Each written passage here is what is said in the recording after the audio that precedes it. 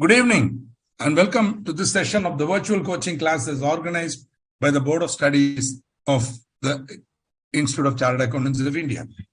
Moving on, yesterday, in the last session, I should say, we continued our researches into the meetings of the board and we completed board meetings. We went on to powers. Just as a matter of clarification and thanking the student who pointed out yesterday regarding my omission that I have forgotten to, I couldn't inform you that rule 4 has been omitted, which means rule 4 gives the matters not to be dealt with in video conferencing. Okay, so earlier they had this view that certain matters should not be done by video conferencing. But then during the pandemic, I think they realized that there is no geography anymore. So everything can be done by video conferencing. So this rule 4 has been omitted by the company's meetings of board and its powers amendment rules 2021. It so happened that I have not handled this topic for final since 21. And the last session I had was sometime in early 21 on this topic. So I've not updated the PowerPoints. I'm very sorry about that. And I thank the student who pointed this out. I am not able to remember the name. I thank her. I think it is a lady. I thank her for alerting me to this, and the correction has been executed in the PowerPoint. But still, for knowledge sake, I've retained this slide. I've not removed it. And I've clearly put in red below that this rule has been omitted. And therefore, now all matters can be transacted through video conferencing mode. There is no restrictions anymore. Okay, good. I see two names here, Sriram and Viraj ji. Welcome, sir. So as I told you, we finished board meetings and we moved on to powers of board. We saw how the powers of the board are continuously diluted, constantly reduced by sections. So we had 179 said you can do it only at a meeting of the board. Then we had 180 which said four matters can be done only if it is approved by a special resolution at a meeting of the board. So this also has to be done only at a meeting of the board. Special resolution by shareholders. Of course, most of these matters like borrowing and all can be done only at a meeting of the board. Okay, so we have Kaushiki joining us. Welcome to the virtual classroom. And so 181C, very, very important. Okay, you can check out in the practice manual. There are many questions on this topic. And I also have an assignment on this topic, which I would maybe later on share with you or discuss in class, whichever is convenient. And so very important. Okay, very important. Please look up the definition of free reserves. Maybe later on in another section, I might quote it. But look up net worth, free reserves, etc. are defined under the Companies Act. Okay. These definitions were taught to you in your intermediate. Okay, obviously you would have forgotten, which is that is why I humbly feel many of those sections in 2, though they are in so-called intermediate syllabus, may have to come to final syllabus again. I don't know. But the point is, anyway, it's going to be taken out of your syllabus. So this entire topic is going to go out of your syllabus itself. So why bother about all these things? Good. So moving on. And don't ask me when, etc. All your queries may be addressed to the Board of Studies, who will definitely give you clarity on whether this is applicable for May 24 or 25 or whatever. Okay, don't worry. Don't ask me because mujhe nahi malum. Okay, so I don't know. Chalo. Now we saw contribution to bona fide charitable funds. I honestly don't know, as I kept repeating, what is this bona fide charitable fund? Maybe they're saying bona fide. I don't know. Bona fide means trustworthy or genuine. Okay, asli. I think the correct Hindi word is asli. Asli Punjabi, like that. So bona fide, original, genuine, charitable and other funds. I seriously don't know because if you remember your CSR thing, if the CSR is to be routed through a NGO. There they said it could be a society or a charitable trust or a Section 8 company, but that should be recognized or registered under the Income Tax Act, Section 12 of the Income Tax Act. And of course, they should be eligible for 80G, okay, which is a different ball game altogether. There are many trusts which are exempted under 12A, which means their income is exempted. But you can't say the same thing about donations given to them. Those may not be, because unless specifically an application is made under Section 80G and that application is considered and the trust is found to be doing something useful to society, then 80G would be available. If so, the donor will get deduction under the Section 80G. Anyway, see, my dear friends, in a broader context, out of the context of this topic, in a broader context, and as a professional to people who are going to become members of my institute, I'm making a bigger point that this whole 80 family, so-called Chapter 6 family is, Chapter 6A family is becoming useless because the new regime taxation is far more easier. And if you don't claim, you get better benefit. So why would people want to claim 80G? If you really look at it, the claim under Section 80G is a very complicated section. Nightmare for income tax preparation. 80G is the nightmare. And I still remember our Professor R. Bhupati used to take 45 minutes slowly. And that's how we used to understand how it is done. Gross qualifying amount, net qualifying amount, further restricted 50%, then further restricted to 10% of 50% of 10% of the gross total income, in which you should not consider long-term capital gain. So finally, when the whole thing is calculated, you will get nothing. Okay, they used to say the Pancha Pandavas, if they share a bed, okay, suppose there is one bed belonging to all the Pancha Pandavas, they have to share it. Because there are only 4 legs in a bed. One fellow will not get even a leg. Okay, so the point, the broader, this is just a point. Point is, when you finally calculate 80G and come down, it is nothing. And sometimes assessees get very angry. They say, sir, I am eligible for 80G. They will come to you and simply argue and say, sir, I am eligible for 50%. 50% reduction, 50% reduction. 50% is further restricted, Baba. The net and the gross qualifying amount, net qualifying amount 50%, then further restricted to 50% of 10% of your gross total income. So, which is so small, what can we do? Okay, so that is the point. Anyway, there far be from me any intention to enlighten such an august audience on Income Tax Act. Suffice it to say that I think a bona fide trust would be one where it is registered under the Income Tax Act for Section 80G or whatever it is. Whatever it is, if you want to contribute up to 5%, board can do it. Up to 5%, board can do it. It's going to be more than 5% of its average net profits for the 3 immediately preceding financial years. So you have to take it up and see what is the 3 immediately preceding financial years and average. Up to that, 5% of that you can contribute. Board can do it.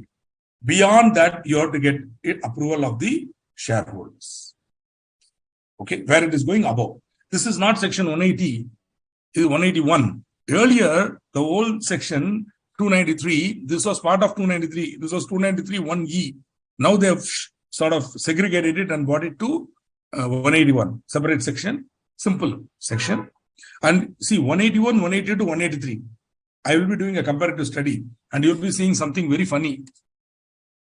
Okay, where are my other friends? I don't see many of your names coming here. So in case you are there, just put in your name there and say you are there. Okay.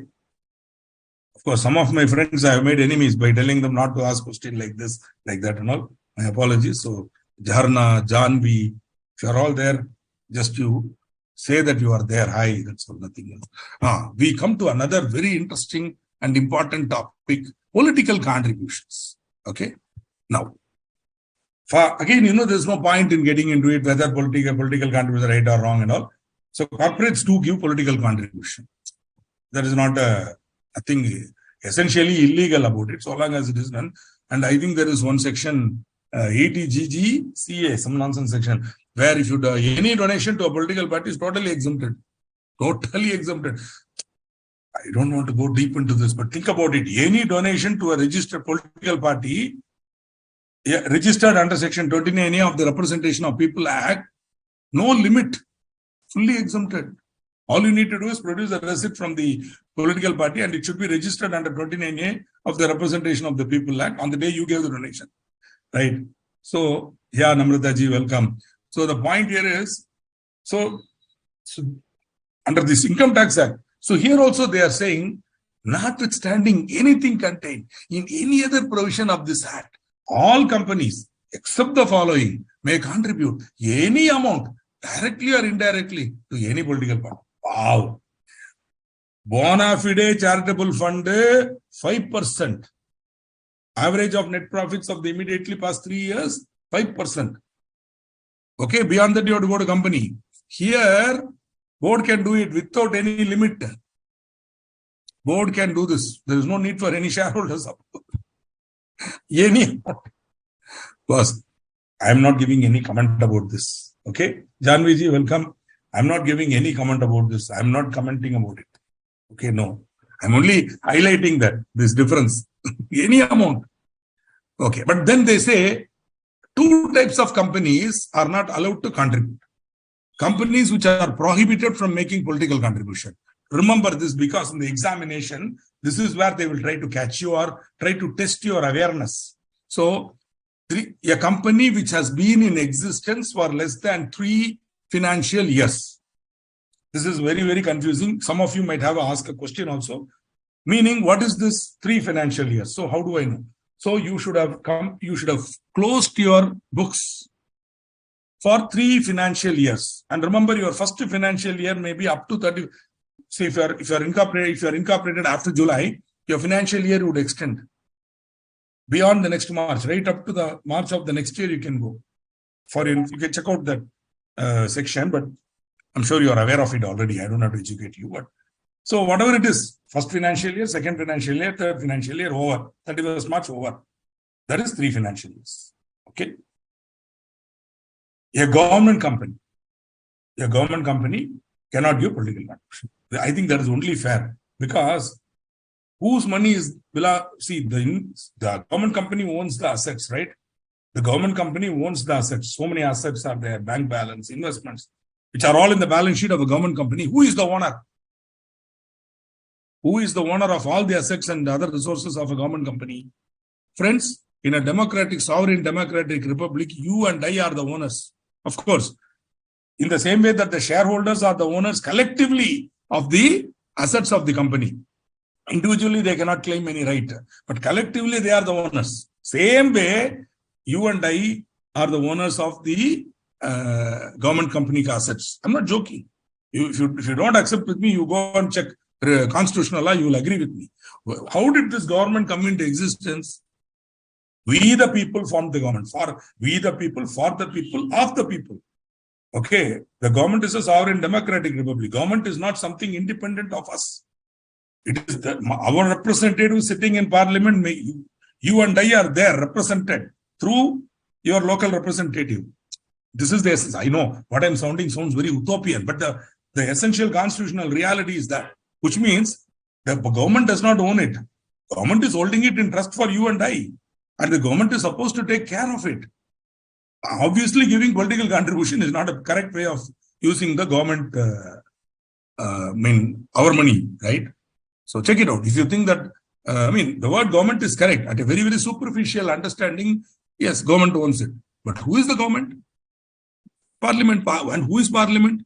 We the people. Every one of us is owner. But through the representatives and through the constitutional framework, the President of India is controlling and holding these assets on behalf of all of us.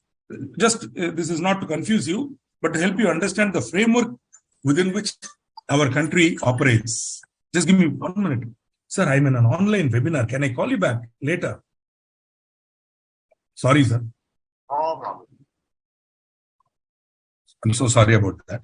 I'll now put it in silent mode.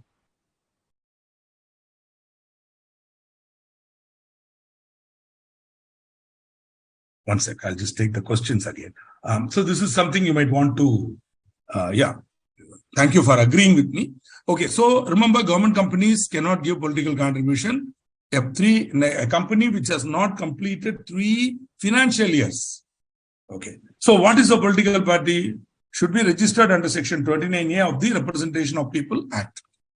Registered means should be now, at the time when the donation is given, political contribution is given, should be registered. Okay, the registration should be valid, right? There are many political parties. Check out that. Go to the Google and check out. You'll be seeing many parties about which you never heard of them, but they are registered. They have the minimum number of members and all. The idea is to take political contribution. Anyway, so let's set the better on that. So, making of political contribution requires a resolution passed at a meeting of the board. At a meeting of the board. So here they say at a meeting of the board, not at board meeting, at a meeting of the board. Meaning, it is one of the matters which can be done only at board meeting. We saw 179, there they give a list. In addition to that, giving of political contributions, the resolution shall be passed at a meeting of the board. It's a good question, Janvi ji. The answer is going to come in a very short way. In a very short way. Your question is excellent. And that shows a highly brilliant way of thinking. Sir, whether a company can contribute to charitable fund owned and managed by a political party. Let us see. I will tell you the law. Then you decide whether you can or not. But before that, I will tell you. 100% will tell you in another 2 to 3 minutes time, your question will be answered. If not, I will take it up and I will ask. If you still have a doubt, I will, if the clarity I feel has not come, I will try to give my view on it. Okay. Anyway, so such a resolution shall, subject to the other provisions of this section, be deemed to be justification in law for the making of the contribution authorized by it. That's all. Once the board meets and passes a resolution at a meeting of the board, whether in person or through video conferencing, please do not distinguish between person and video conferencing. Both are same. Whatever it is, physically meet or video, pass a resolution approving. Let us make a contribution of 2 crores to Dubakur party. No problem. So long as the resolution is passed, that is enough. That is justification in law for the making of the contribution. Okay. So, of course, don't get worried about my tone and all. You only learn the facts, the provisions of law. The comment or the intonation or the opinions, please. I have no right to have an opinion. I am after all a teacher teaching the subject to students, but still. Okay. See how when the politicians make law, they make it so beautifully. And when their administrative servants do write the law, they write it very beautifully, so that their political masters will never be affected by the law. Only citizens like you and I have to suffer by the law. When the law is drafted for politicians, it is drafted very liberally, so that there will be no doubt, no lack of clarity, no ambiguity in the law. Okay, good. Now, we saw direct political contribution, meaning you write a check in name of the political party straight away. Janvi is asking another question. Sir, there is a trust, sir. I'm giving a contribution to the trust, sir. And that trust is, it so happens owned and managed by a political party, sir. What is wrong in that? Agreed. Let us look at this provision and say whether it will be covered. Without prejudice to the generality of the above provisions, the following payments are deemed to be a contribution for a political purpose. Though you are not giving directly to a political party, any payment made for the following purposes are deemed to be a contribution for a political purpose. So this 182 actually is about political contributions and contributions for political contributions to political parties and for a political purpose. Both are covered here. So when will it be deemed to be for a political purpose? A donation or subscription or payment cost to be given by a company on its behalf or on its account to a person who, to its knowledge, is carrying on any activity which at the time at which such donation or subscription or payment was given or made can reasonably be regarded as likely to affect political support for a political party.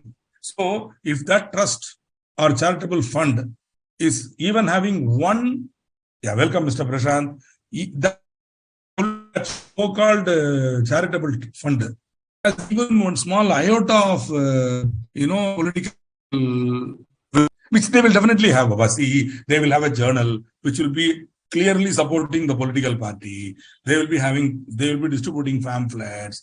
Okay, occasionally they will be doing some charitable work also when they feel, and when there is a publicity for the political party, they will do it. So easily they can be. In fact, Later on, when you come to FCRA, we will see Foreign Contribution Act. There again, political parties are prohibited from getting foreign contribution. There again, you will find political purpose is also covered. Okay. So I'm assuming that second, without prejudice to the generality, meaning political, the second payment, we saw A, now B. The amount of expenditure incurred directly or indirectly by a company on an advertisement in any publication, being a publication in the nature of a souvenir, brochure, tract, pamphlet, or the like, shall also be deemed, where such publication is by or on behalf of a political party, to be a contribution. Where such publication is not by or on behalf of, but for the advantage of a political party, to be a contribution for political purpose. So advertisement in political publication also is, see, there are many organizations that outright support political parties. I don't want to name any organization here for obvious reasons, because if I name one, then I should name another. Like that, there are about 6 or 7 parties and about 100 or 200 organizations, all of which support a respective political party. Now, they will all publish some souvenir. They will have some meeting. They will say, whatever research articles are being published on the, ultimately the ideology is the political party ideology. Okay, then that ideology is being supported by the publication. So there is an advantage. So you have to be very careful while giving such a thing. What happens now when you give, no, you will think we are doing something very smart. Later on, the ministry will come back and say, hey, and then it will become a nuisance for us. Anyway, be careful. But then I will ask you one thing. So long as you are not a company which has been in existence for less than 3 financial years or a government company, what is the real problem here? There is no limit, nothing. Any amount you can give. They are not prohibiting it at all. They are allowing you to give any amount. Only these 2 categories will have to think carefully before giving. Ideally, government company cannot give. Company which has been in existence for less than 3 financial years cannot give. That's all. Other than that, you give. Even for political purpose, you give. Okay, no problem. See, the point is, Janvi's question is, can I make a contribution to charitable fund owned by management? Yes, you can. But it will be a political contribution. It will be coming and think about it. Ms. Janvi, which is better, 181 or 182? 181, you are restricted to 5%. Board, up to 5% only board can give. Beyond that, they have to go to company. Average 5, when I say 5%, I mean 5% of the average net profits of the immediately preceding 3 financial years. Right? But 182, no limit. Call it political party and give it. Nothing wrong. What is there? There is no limit. Okay. So hope you got the answer, Janvi. If you can give me a confirmation that you are able to understand, I'll be happy, because that way I would know that you understood what I'm trying to say. So to answer your question very clearly, whether a company can contribute, yes, it can. The real question should be whether it will be treated under 181 or 182. I humbly suggest that it will come under 182 because it will be treated as political contribution, which means it cannot be done by circular resolution. It has to be done only at a meeting of the board. There is no limit. Okay, this is what I would humbly feel. Correct. 182 is better, no limit. Enjoy. Okay. So, of course, every company shall disclose in its profit and loss account the total amount contributed by it under this section during the financial year to which the account relates. Obviously, some kind of disclosure afterwards. And notwithstanding anything contained in subsection 1, the contribution under this section shall not be made except by an account payee check drawn on a bank or an account payee bank draft or use of electronic clearing system through a bank account. So if you give in cash, it will not be valid, only account payee check. Provided that a company may make contribution through any instrument issued pursuant to any scheme notified under any law for the time being in force for contribution to political party. So they are going to come out with some instrument which the political party can issue or whatever, and you can subscribe. I don't know. So, Bharat Mahanya. So when our lawmakers are so clear, electoral trust companies are one wonderful way in which companies can give contribution to a trusted company, which in turn will distribute it to the various parties. See, of course, if you, in all fairness, many companies, like well-known companies, I will not name, big branded companies, huge companies, they have to make political contributions to all parties, because irrespective of party in power, they need to lobby. See, you might think all this is not good for the country. Not really, because in the United States of America, there is a separate concept called lobbying. So you actually, there are companies that specialize in that in Washington, D.C., who you go to this company and you hire these guys who are usually advocates, mostly advocates, who are, well connected with senators. So each of them will have 2 or 3 senators in their pocket. So you go to the right company, they will know the right senator. So whichever bill you want to be proposed in Parliament, in Senate, the US Senate, you will go to that guy and you will tell. But of course, even he will be calculating, because see, if he's totally blindly supporting corporates and passing all sorts of stupid laws which are anti-social, the next time you won't be elected, because the transparency of the press is there. Therefore, but then within that limit, there's a lot of play. So there's a lot of, you can tweak it a little. So which means within that, there is lobbying in the US. And obviously, the senator is not going to do it free for you. So he will ask you to contribute to his political fund. So such things are not unknown, or why she is not able to understand. See, there is a, like what is it, Janvi was saying, there is a person, meaning a trust or an individual, who is or a society or some organization that is promoting a political party or an independent candidate or whatever. Okay, so it is giving to that person. You are giving, instead of giving to the political party, you are giving to a person who is carrying on any activity which is gaining public support for a political party. For example, sorry, Purnima, you want me to explain or not?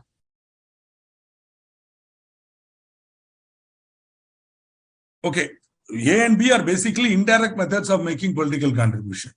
Instead of making directly to the political party, you make it to a person who is promoting the political party, or you make it to you are contributing to a souvenir brochure or something that is being published by somebody on behalf of a political party. It's indirect, that's all. Okay, but in the larger context of 182, the whole thing becomes meaningless. Even assuming this is there, also what? Any amount you can contribute, as well you directly give it.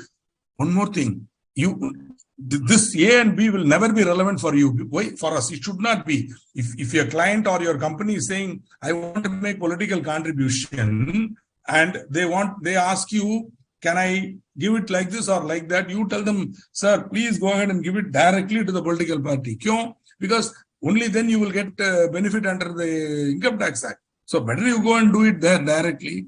And there again, no limit you can claim. And just check whether it is worth. If it's better to go, if you give a huge contribution, the old regime may be better for you.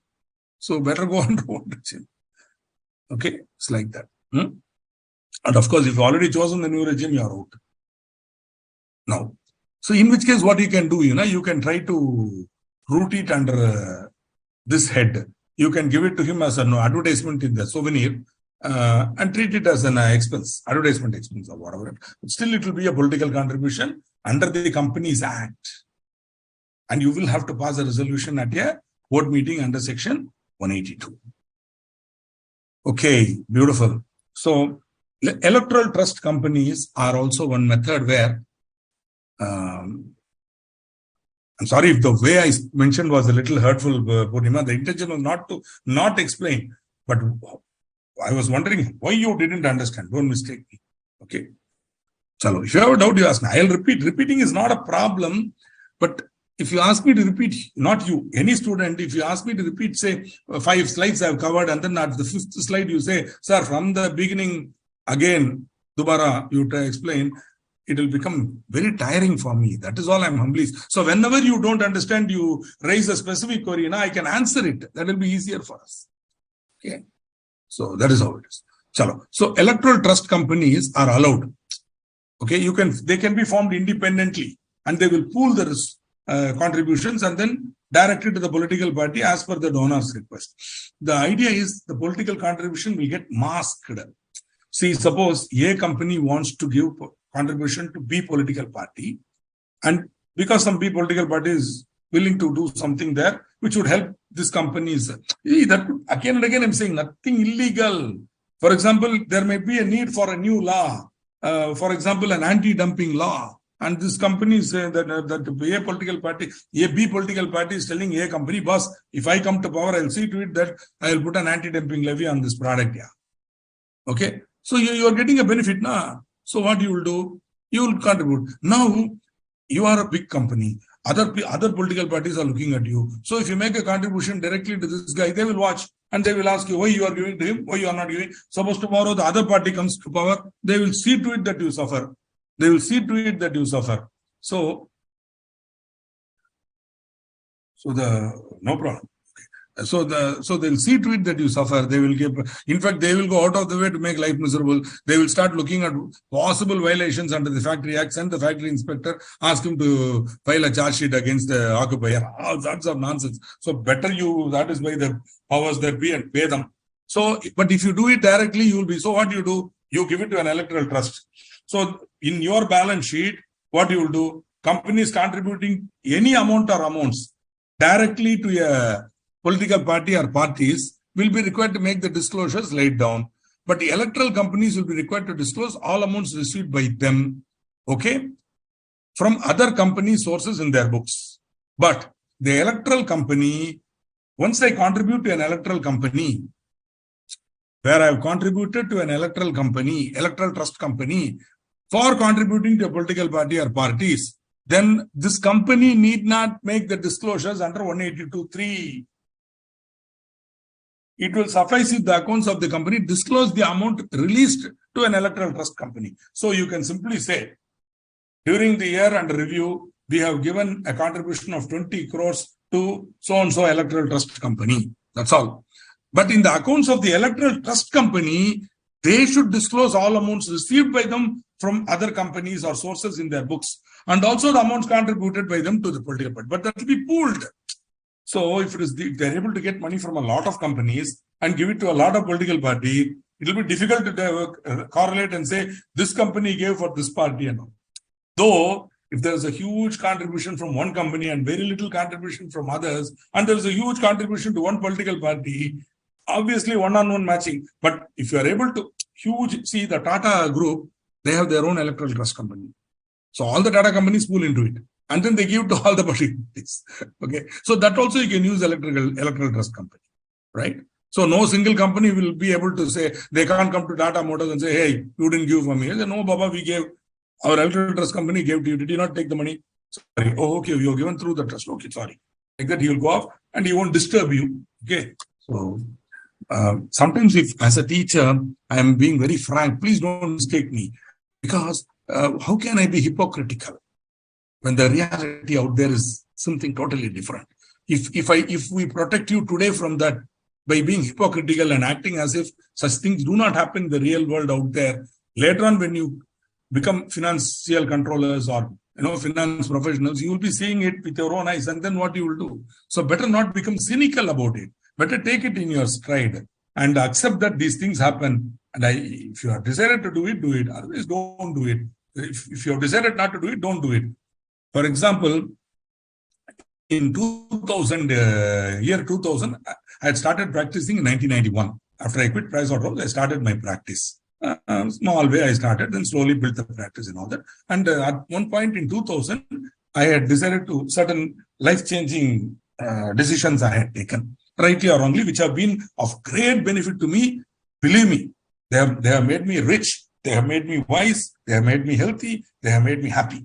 So these decisions I took in 2000, one of the decisions was, as a chartered accountant in practice, I will not take up the file of a politician or of a cinema actor or of any person running a distillery or brewery or connected with the alcohol industry in Tamil Nadu. Okay, because my practice is in Tamil Nadu, therefore Tamil Nadu. If I come to Andhra Pradesh, I will not touch Andhra Pradesh distillery also. Okay, any state I go, I will not go to the distillery part. It so happens I had a distillery client, who was paying me substantial fees. So I had to take a tough call and I surrendered the file with the loss of revenue. But by the grace of God, once I took up the path of dharma, automatically God took care of me. There's no problem. I'm not saying that politicians are adharma. I'm only saying I had to take a threshold level decision at that time. And that threshold level decision was better not get into it. See, once you get into the mess, thereafter, you will be in sort of ethical dilemma continuously, to do or not to do. So I said, I won't. And okay, though out of context, as a senior member and 57-year-old man, I have built a practice. I've got 600 files. I'm billing something like 2 crore every year. With this decision, nothing happened. Because of this, nothing happened. I started getting extremely professional companies. I made them compliant. They grew. They pay me more fees. And some are some SMEs, multinationals, large companies, listed companies. But I'm telling you, once you avoid these type of fellows, the good fellows come to you, and they trust you, and they believe, and they do what you say. They obey you. Whereas these politicians and these fellows, they won't obey you. They will command you, and finally you will become a servant. For what? For one Benz car, for one BMW, for one what? For going by business class every time you go to Bombay. What? Huh? So, kindly don't mistake me, but take it in the right spirit. I'm not saying you shouldn't do it. There might be somebody to audit politicians, not me. That was a threshold level decision I took. Okay. So this is something that is sometimes students get angry with me when I make this type of comment. But still, I want this seed thought to go into your mind and keep. Don't agree, don't disagree. Don't expect a black and white world. It is a gray world. In the shades of gray, you should be strong. If you are not strong, you will be destroyed by the world. So the strength should come from within you. That is why. So 100% if you get into politician or politician audit or any company with a lot of political connections, one day or the other the problem will come. It will come visiting. By then you would be too deeply into it for you to read the book Net Phoenix Tech Phoenix by our Padma Shetty and Manoharan, our past president. So wonderful page. One page I want to quote. So beautiful. He talks about first time you will take it as it's okay, small thing. Second time, third time, then it will become too much, and then you are gone. Okay. So threshold level, get out. Don't go in. Sorry for this unnecessary comment, but I thought, see, after all, we are teachers. We are not machines teaching company law. We are not robots teaching company law. We are human beings teaching human beings who are going to become members of our institute. So that human being is talking to you. If you want a mechanical teacher who will teach you, robo may be able to be, you can substitute me with a robo. I'm sure a day will come from robots, but still, this can come only from a human being. A human being cannot teach you, a robo cannot teach you ethics. Only a human being can teach you ethics. Okay. So thank you, Kaushiki, for that. Electoral companies still need to disclose. That's what I'm saying. Suppose the companies they're getting, or say suppose they're getting from 200 companies and they're giving it to say 40 political parties or 20 political parties. It's all mixed up now. So that way. But still you can find out. It is not very difficult to find out. But at least you can hide and say, hey, I didn't give it to anybody. I gave it to electoral trust company. You go and catch that fellow like that. That's all. Okay. Good question. Some sort of a protection. More so, large groups, which have many companies, they use the electoral trust companies to pool it. And that once they pool it in one head, the common decision is taken for the group as a whole. So that the group as a whole does it, rather than individually companies going ahead and giving to parties, local parties. So that each individual company can say, as a policy, they can say, Baba, our group policy, we won't give directly. We have this electoral trust company. Please meet so and so. And over and the political party will stop disturbing the companies, individual companies. Directly, they will go to Bombay, they'll go to the electoral trust company run by the group and talk to it. Fantastic. So, if a company makes any contribution in contravention, what contravention? Maybe not done at a meeting of the board, like that only it can be contravention.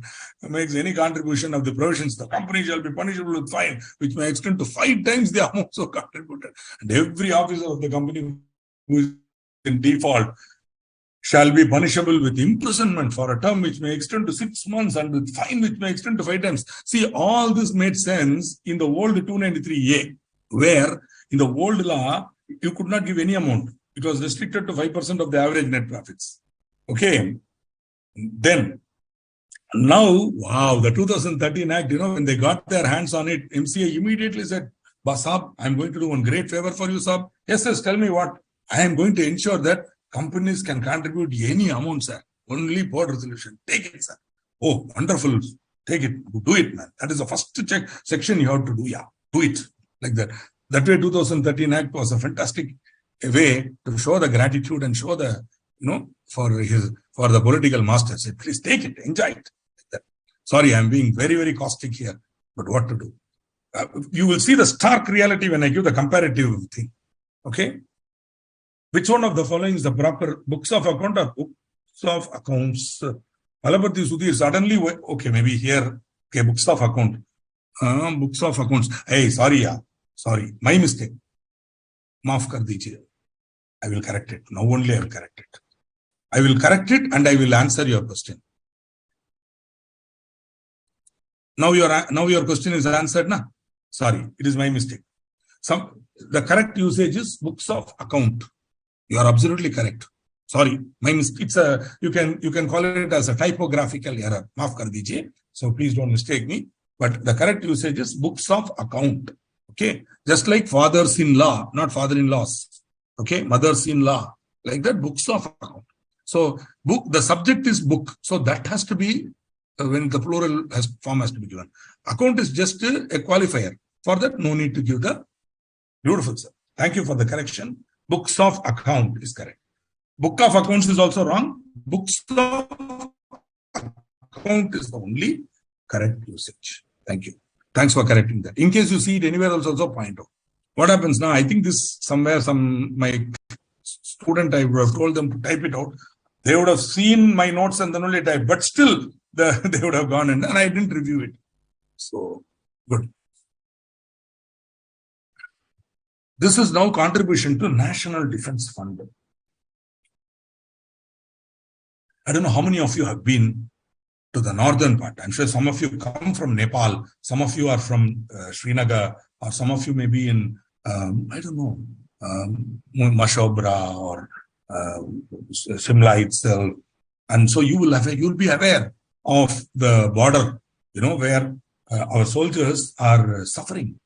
I don't know if you're aware, in some of in the Siachen and that side, Leh, Ladakh, the extreme temperature, your leg will become it will become frozen.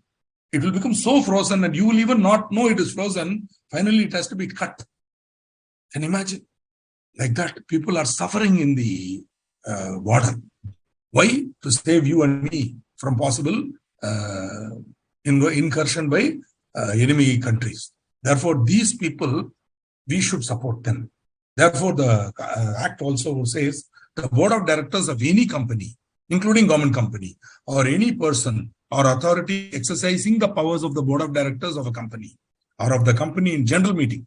So, the board itself or any person or authority exercising the powers of the board, you can delegate it to MD also, or of the company in general meeting also can do, may, notwithstanding anything contained in section 180, 181 and 182.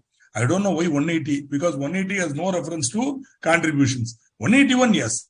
So no limit. 182 again, political contribution, but still they want to be safe. Whatever we have told in 180, 181 and 182, that is not relevant.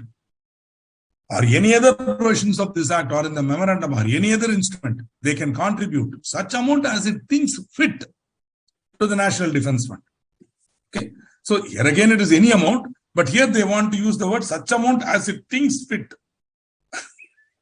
Political contribution, any amount. Huh? National Defense Fund for our soldiers who are suffering, such amount as it thinks fit. Huh? What do you think is fit?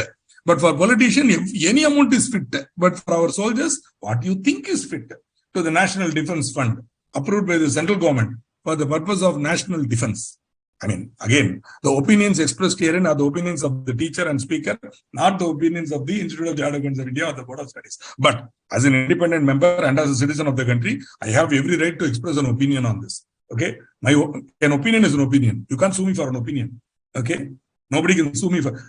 Factually, I'm wrong. Sudhir corrected me. I corrected it immediately. You can correct me on facts, but how can you, or you can help me to form a different opinion. I may be, according to you, my opinion may be wrong. Then you should politely enter into a debate with me, not now, maybe later through WhatsApp or another forum, and educate me and say, Shrikant sir, it is not like that. Look at this alternate viewpoint.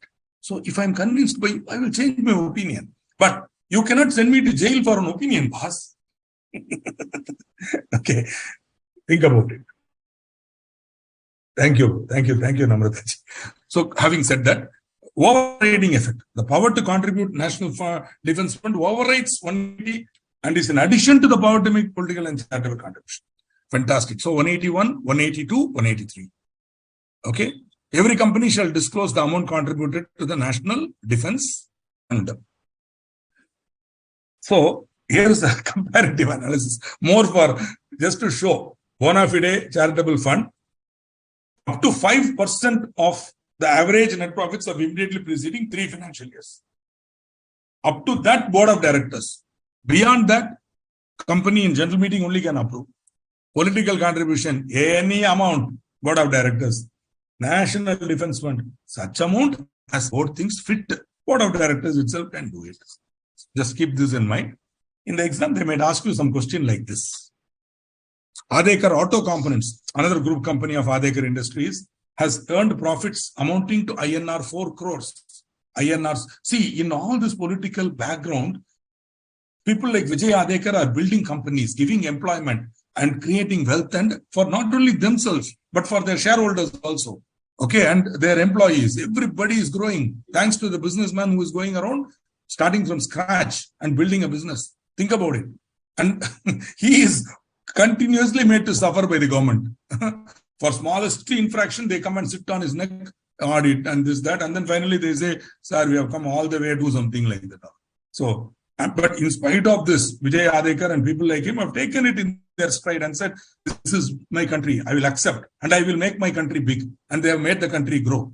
So just I'm giving you, so these are the people who need to be praised and who need to be appreciated. And you and I as chartered accountants, we are going to serve these people, Vijay Adekar and people like them. It will be your pride as a future chartered accountant to be an employee of such companies and advise them, make them compliant, ensure that they are growing financially, and take pride at the end of, say, when you are 55, 60, when you retire from such a wonderful company, take pride that your knowledge as a CA was used effectively for growing the economy. Okay, think like that, and your whole, that will give you the meaning for your life and not simply a method of earning money. Okay, money anybody can earn. There are so many ways of earning money. Okay, chalo. Adekar Auto Components Limited has earned profits amounting to INR 4 crores, 6 crores, and 8 crores during the last 3 financial years. But the company is likely to post a loss for the current financial year. Means this year, the board of directors of the company proposes to donate sums as detailed below. 50 lakhs to the Vivekananda Charitable Trust, a bona fide charitable fund. 1 crore to a political party. 10 lakhs to the National Defense Fund. Okay. So, comment whether the proposed contribution within the powers of the board. So, the only one we have to really think about is, sometimes they might ask, comment whether the proposed contributions are within the powers of the board, and also advise the board on the procedure to be followed. So that way the question will be, they might give you 6 marks or 3 marks, and each one of these will get 1 mark. So, no, I'm waiting for your answers. So kindly give me your answers, then I will say.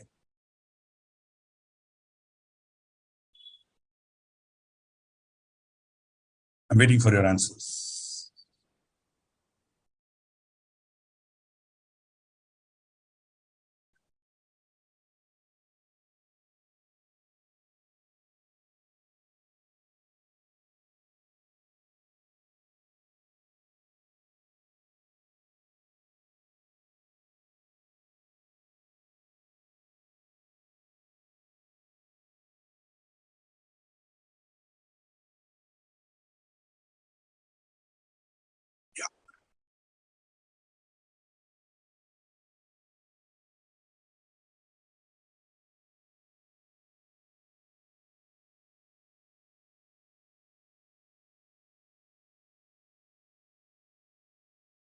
Kaushiki, your question I will answer in a short while, not now.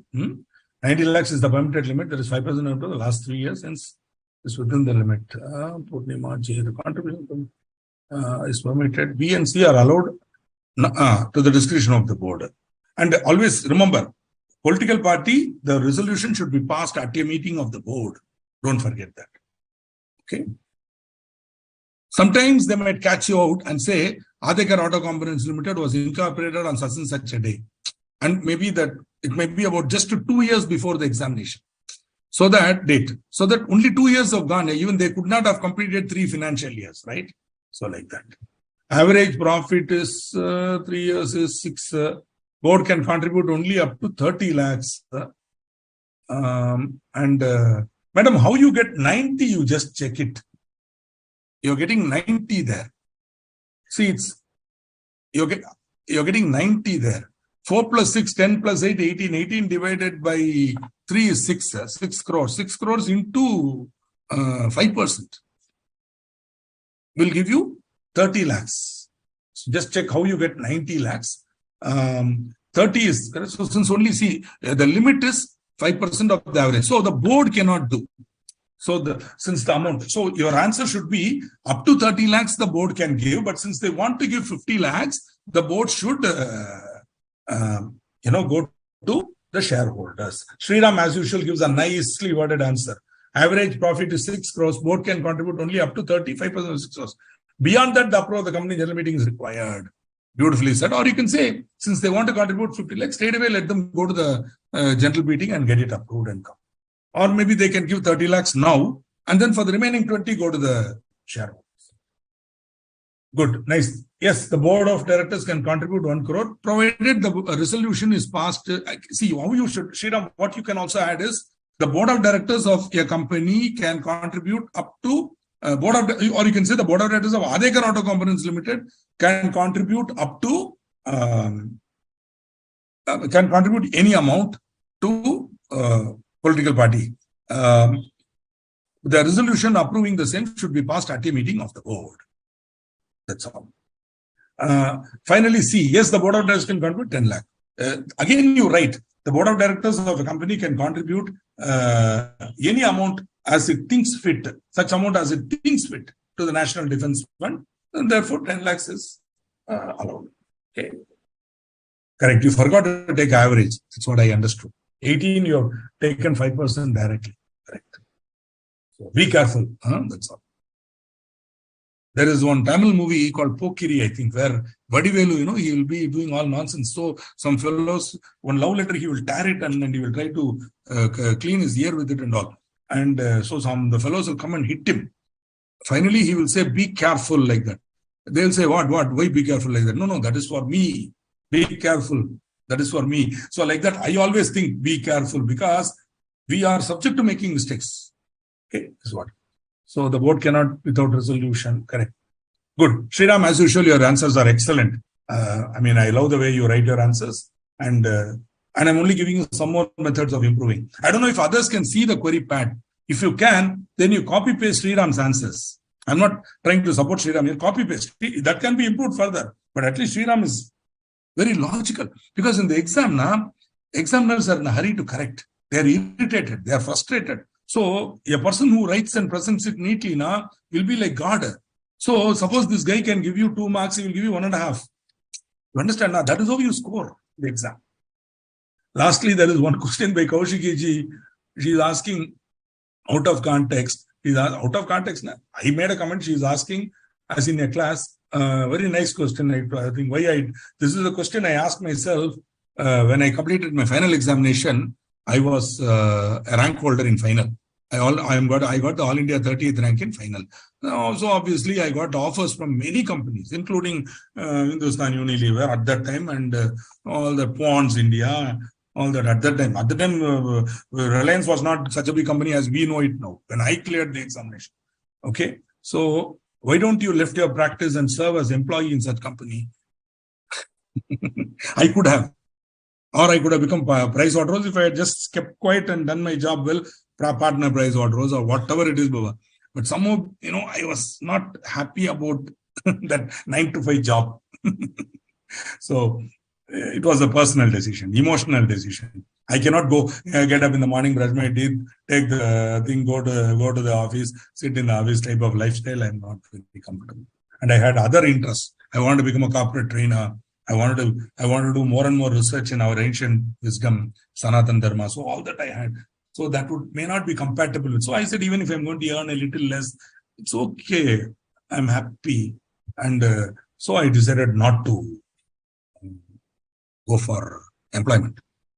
But I'm sure if I had gone for employment, I would be wealthier by easily 2 times what I am now having. Chalo, no problem. So, but for that I should have struggled like anything, and my entire life would have been gone. Today I have a lot of free time. Whatever I'm losing in terms of earning, I'm having a lot of free time for quality of life, family time, value time, and all that, which is more valuable for me. There is no money value for it. I'm unable to compare it with the money value. So thank you. I hope this is a take given by one chartered accountant, and that is not the correct view. There could be other views also on this, but this was the view Srikanth had in 1987 when he was 21 years old. Okay. At that age, he decided, I cannot do this because I went to Ashok Leyland for 2 days as part of Price Waterhouse. In the morning, I'll get up 7 a.m. I have to take the bus, go to Ennore, sit there. I mean, not wrong with that life. And initially only, later on, if I had gone into the hierarchy, I would have got a chauffeur-driven car, I would have come, but no. Okay. I didn't join. I stayed away, went to Price Waterhouse, 3 years in Price Waterhouse, and then I quit, started my own practice. That's it. That's me. Take it or leave it. Okay. That is one way of life. Of course, there are others. For example, the CFO of Ashok Leyland, Gopal Mahadevan, we used to study in school and all together. And we were neighbors also. So he took that route. I remember he joined Chemplast, and I know how the type of extraordinary effort he put in and the type of extraordinary commitment to those companies and his thing. That way he started growing, and today he's CFO of Ashok Leyland. So all I'm trying to tell you is different strokes, different people, different strokes. So this is me, right? So both are equally good. Don't decide that the way I am doing is the only correct way. Examine your own heart and find out what motivates you. So, and go by that rather than by what others are doing. So this is how it is. Okay. In fact, my own father was calling me. He was at practice. He called me and asked me, why are you refusing all these good jobs? They are fools enough to employ you. Why you are not joining? He said, sir, I want to practice. Then he said, if you want to practice, don't come near my practice. He's a practice accountant. He said, don't come near my practice. If you want to practice, practice. But do it on your own. Go on. If you come near my practice, I'll break your leg. So I started on. I went to Price Waterhouse. Goa, na? So I had to earn my something now. So I went. Chalo. Sorry, my autobiography stops here. And whatever decisions you take from it, take it. Okay. So don't follow me or do what I did. Take the lesson from me as value. Quality of life is important. Money cannot replace certain things, which if you lose it, is lost. Even in corporate employment, keep track of your personal life, value time with family. Don't lose that. That is my humble suggestion. Okay, we go to some very, very creamy topics, really interesting topics. Loans to directors, 185. Very, very important.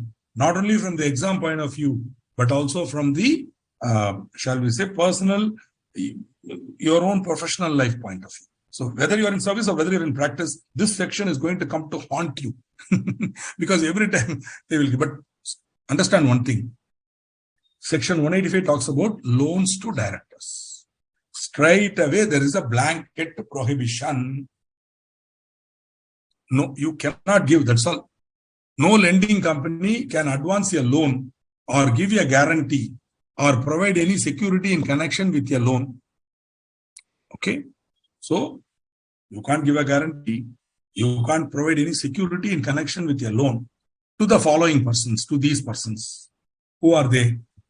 So lending company means A Limited cannot advance your loan or give you a guarantee or security in connection with your loan. So advancing a loan directly, not a problem. Means Mr. A is D1 is a director of ABC Limited. D1 needs 1 crore. The company gives him 1 crore loan. No problem. Next, company does not give him a loan. Instead, D1 takes a loan from a NBFC, non-banking finance company, or a banking company. The lending company does not give a loan to him, but it gives a guarantee to the company, banking company, based on which they give the loan to him. That is also covered. So because giving a guarantee is an indirect method of giving loan. Think about it. So Mr. A needs 1 crore. You can't lend him directly. So what do? He goes to a bank. Bank says, I will give you no security. Ask your company to give guarantee. Lending company gives. ABC Limited gives.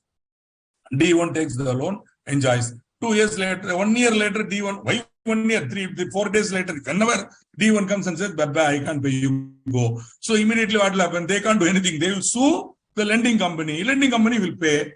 Automatically, the money is gone to D1. So they said, no, giving guarantee also not covered.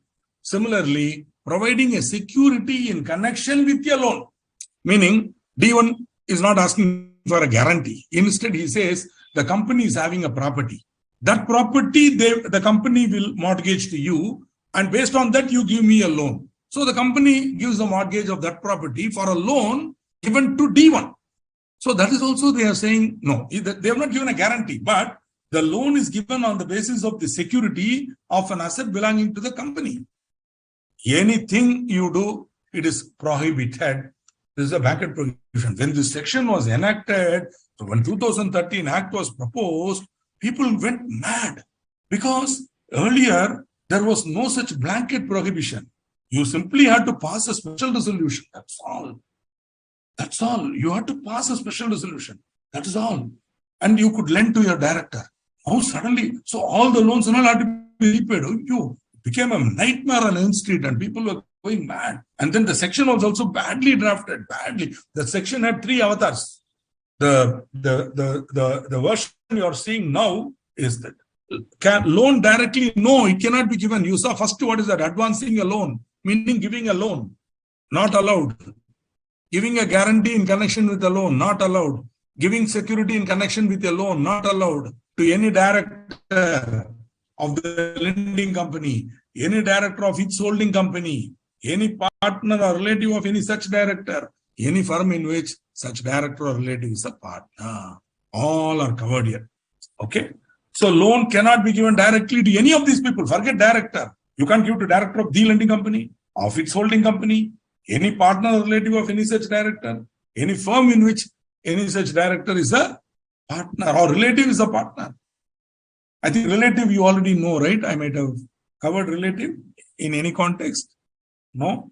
Chalo, anyway, when we come to related party, I will cover relative. Don't worry. The word relative will be defined for you by me. Abhito, you just take it from me, the word relative, I will explain to you. In this topic only, I will do it. So there is a blanket prohibition on entering into the above transactions with the above persons. Okay. Kaushiki, are you clear? Direct loan is also prohibited to these people. You got it? Chalo. Loan includes loan represented by a book debt. Meaning, suppose the company has given a, there is a transaction, okay, which is in the nature of, for example, the company has sold some shares or something, and that amount is due. Okay, so that amount, that also amounts, loan includes a loan represented by a book debt. Okay. So, sir, here only the directors of the company and its holding company is covered. Does it mean that the company can advance loan to directors of subsidiary and associate? Chalo, do it. That's very specifically they've told holding company. So give it to subsidiary company ka director. No problem. Director of the holding company, director of its holding. So, yeah, agreed. That's what I'm also thinking.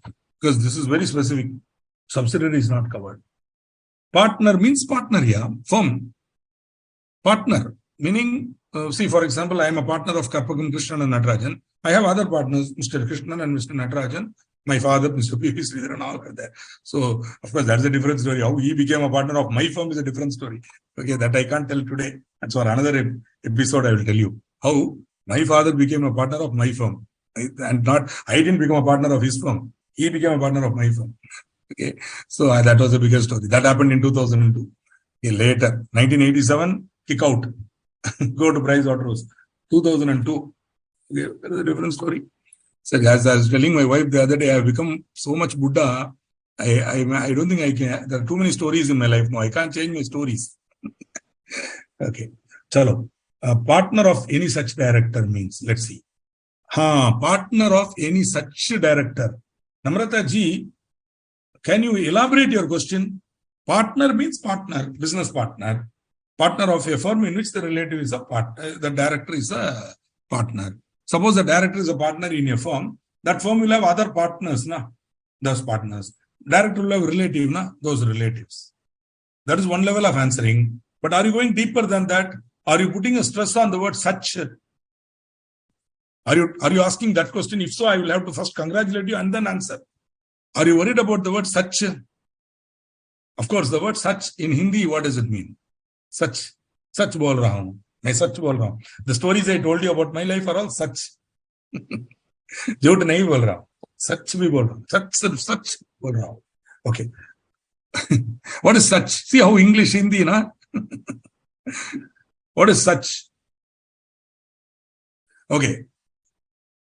My understanding, I will tell you, you may have, this is an interpretation. Okay. And that interpretation was supported by the Supreme Court in another section in the old law. 314 was supported in another case law. Therefore, I'm giving the view expressed Supreme Court. See, such a director means a director who has taken a loan from the company. Such a director means a director who has taken a loan from the company. Can you understand? Meaning, let's give a practical example you will understand. ABC Limited has 3 directors. ABC Limited has 3 directors. D1, D2, D3. Yeah. Now Namrata ji, I congratulate you. I will explain to you now. You see this example. I will give my interpretation. Then you decide what is your view. Or rather, whether to accept. I mean, you think about, first listen to me. ABC Limited has 3 directors, D1, D2, D3. Now, D1 has taken a loan from the company, let us say, for example. Okay. Now, the relative of such director means D1's relative only or D1's partner only cannot take a loan. Any other director who has not taken a loan, those directors relatives can be taken. Okay, can be given. This is one view. But the problem here is, the bigger issue is, you cannot give, see, earlier you could give a loan by passing a special resolution, earlier law. But the new law, there is a blanket prohibition, which means you cannot give a loan to a director at all. So who is this such director is a bigger question. Which is what possibly Namrata is asking. Okay, now we have to give having confused the issue, we have to give a reasonable interpretation. Yeah, an interpretation that will promote the law rather than make it effective. Therefore, the word such a director means any director of the lending company. So, the word such a director means any director of the lending company. Okay, so any relative of any director of the lending company. So the word such a director means, I will replace any partner or relative of any director of the lending company or any director of its holding company. Both are covered here. The word such a director means 2 types. Any director of lending company or any director of its holding company. This is the final conclusion I am coming to in this matter. But under the earlier law, it used to be argued that in the earlier law 295, you could give 370, you could give 370, 370 of the amended law. Okay. 370, getting confused here. 370 of the earlier law, you could give a loan by passing a special resolution. There they said, where you are giving a loan to a director, then you have any relative of such director only covered. If there is a director to whom you have not given a loan, he is not covered. But under the new law, that is not possible because you cannot give a loan to a director. So how you can say only to those directors who have taken a loan? Therefore, the word such a director would mean any director of the lending company or any director of its holding. Okay? Good. I hope this is clear. Moving on. And that's all. This is one thing. And then there is one much needed exemption. Much needed exemption. The above transactions are permitted with respect to any person in whom any of the directors, see any of the, once you say the plural only can be used here, but unfortunately the section uses singular. I cannot question the lawmakers, but grammar says directors, but unfortunately ungrammatical. So I have put SIC. So it is given. So it is printed. So it is not my mistake. Suppose my friend who is that was asking me, Sudhir Palay says, sir, any of the directors, then I will not correct it because the section itself says any of the director. Okay, unfortunate. That's a typical Indian usage of English, where the plural will not be used. Whenever you use each or any, each of the directors, any of the directors, whenever you use each or any, the subject should become plural. But they will not, unfortunately, they will not. Any of the director, each of the director. That is wrong. Any person in whom any of the directors of the company is interested. Okay. The above transactions are permitted with respect to any person in whom any of the directors of the company is interested. Now you will want to know who are they? Who are these persons in whom any of the directors of the company are interested? Actually, again, it should be any person in whom any of the directors of the company are interested. This is the correct way, but I'm reproducing what is there in the section. Any private company of which such director is a director member. Friends, this prohibited. You cannot give. This category is exempted. You can give to a private company of which such director is a director or member. Any body corporate at a general meeting of which not less than 25% of the total voting power may be exercised or controlled by any such director or by two or more such directors taken together. Later on, I don't think I'm teaching foreign company or companies incorporated outside India. Somebody else will teach. You or by now you are aware that the word body corporate is wider than the word company. Body corporate includes company incorporated outside India also. So whenever in the act you find the word body corporate being used, remember foreign company also covered. Means company incorporated outside India also covered. Okay. Of course, the word foreign company is specifically defined, which you will be studying as part of your syllabus. So as of now, what you need to understand, when you see the word body corporate, be alert. Indian company and company incorporated outside India, both are covered. Okay. So any body corporate at a general meeting of which not less than 25% of the total voting power may be controlled, exercised or controlled by any such director or by two or more such directors taken together. Clear. So they are not, see, ABC Limited, right, wants to give you a loan to XYZ Private Limited. D1 is the director of that company, private company XYZ Private Limited. Can the loan be given? Yes, it can be given. You cannot give a loan to a director. You cannot give a loan to director of holding company. You cannot give a loan to a relative or partner of the director, or you cannot give a loan to a firm in which such director or relative is a partner. Prohibited. But if the director is a director of a private company, then you can give a loan to the private company. Friends, this was not there in the original law. This exemption was not there in the original law. Straight blanket prohibition. That's all. Thereafter, all the CII, the Confederation of Indian Industry, ASSOCHAM, Chambers of Commerce, everybody were advised by Chartered Accountants and Company Secretaries. Based on that, they went and literally fell, Shashtangam, they fell and they said, Baba, you can't do this to us. So they exempted and said, hey, this category will exempt it. Okay, take it, take, go, run. Take it and run. So they sent us off. So this was some sort of a bone that they threw for us. And we are happy to take that bone and run away. So any body corporate, the board of directors, managing director or manager of which is accustomed to act in accordance with the directions or instructions of the board or of any other directors of the lending company. See, idea is a company which is controlled by the board of directors of this company. See, in other words, a de facto group company. See, it is a company wherein employees of this company are directors there. So, in that company, the board of directors or MD is not some individual. He will, if this guy calls, he will simply take the call and say, hey, sub, what do you want me to do, sub? Like that. So, such is accustomed to act in accordance with the directions of the board of directors of the lending company. So, in these three categories, exemption. But to avail the exemption, you have to pass. See, actually, this permission is subject to the condition. They're saying one condition. Actually, there are two conditions. Yeah, don't ask me to explain the mind of the MCA draftsman. Please, that is beyond my abilities. I am an ordinary teacher. I will teach you the law. Don't ask me how these fellows are thinking at the time of drafting. I have one theory, but I cannot tell that to you now. I think it was drafted in winter when it was very cold. These fellows were enjoying. At that time, they were, hey, come on, yeah, gotta do something, man.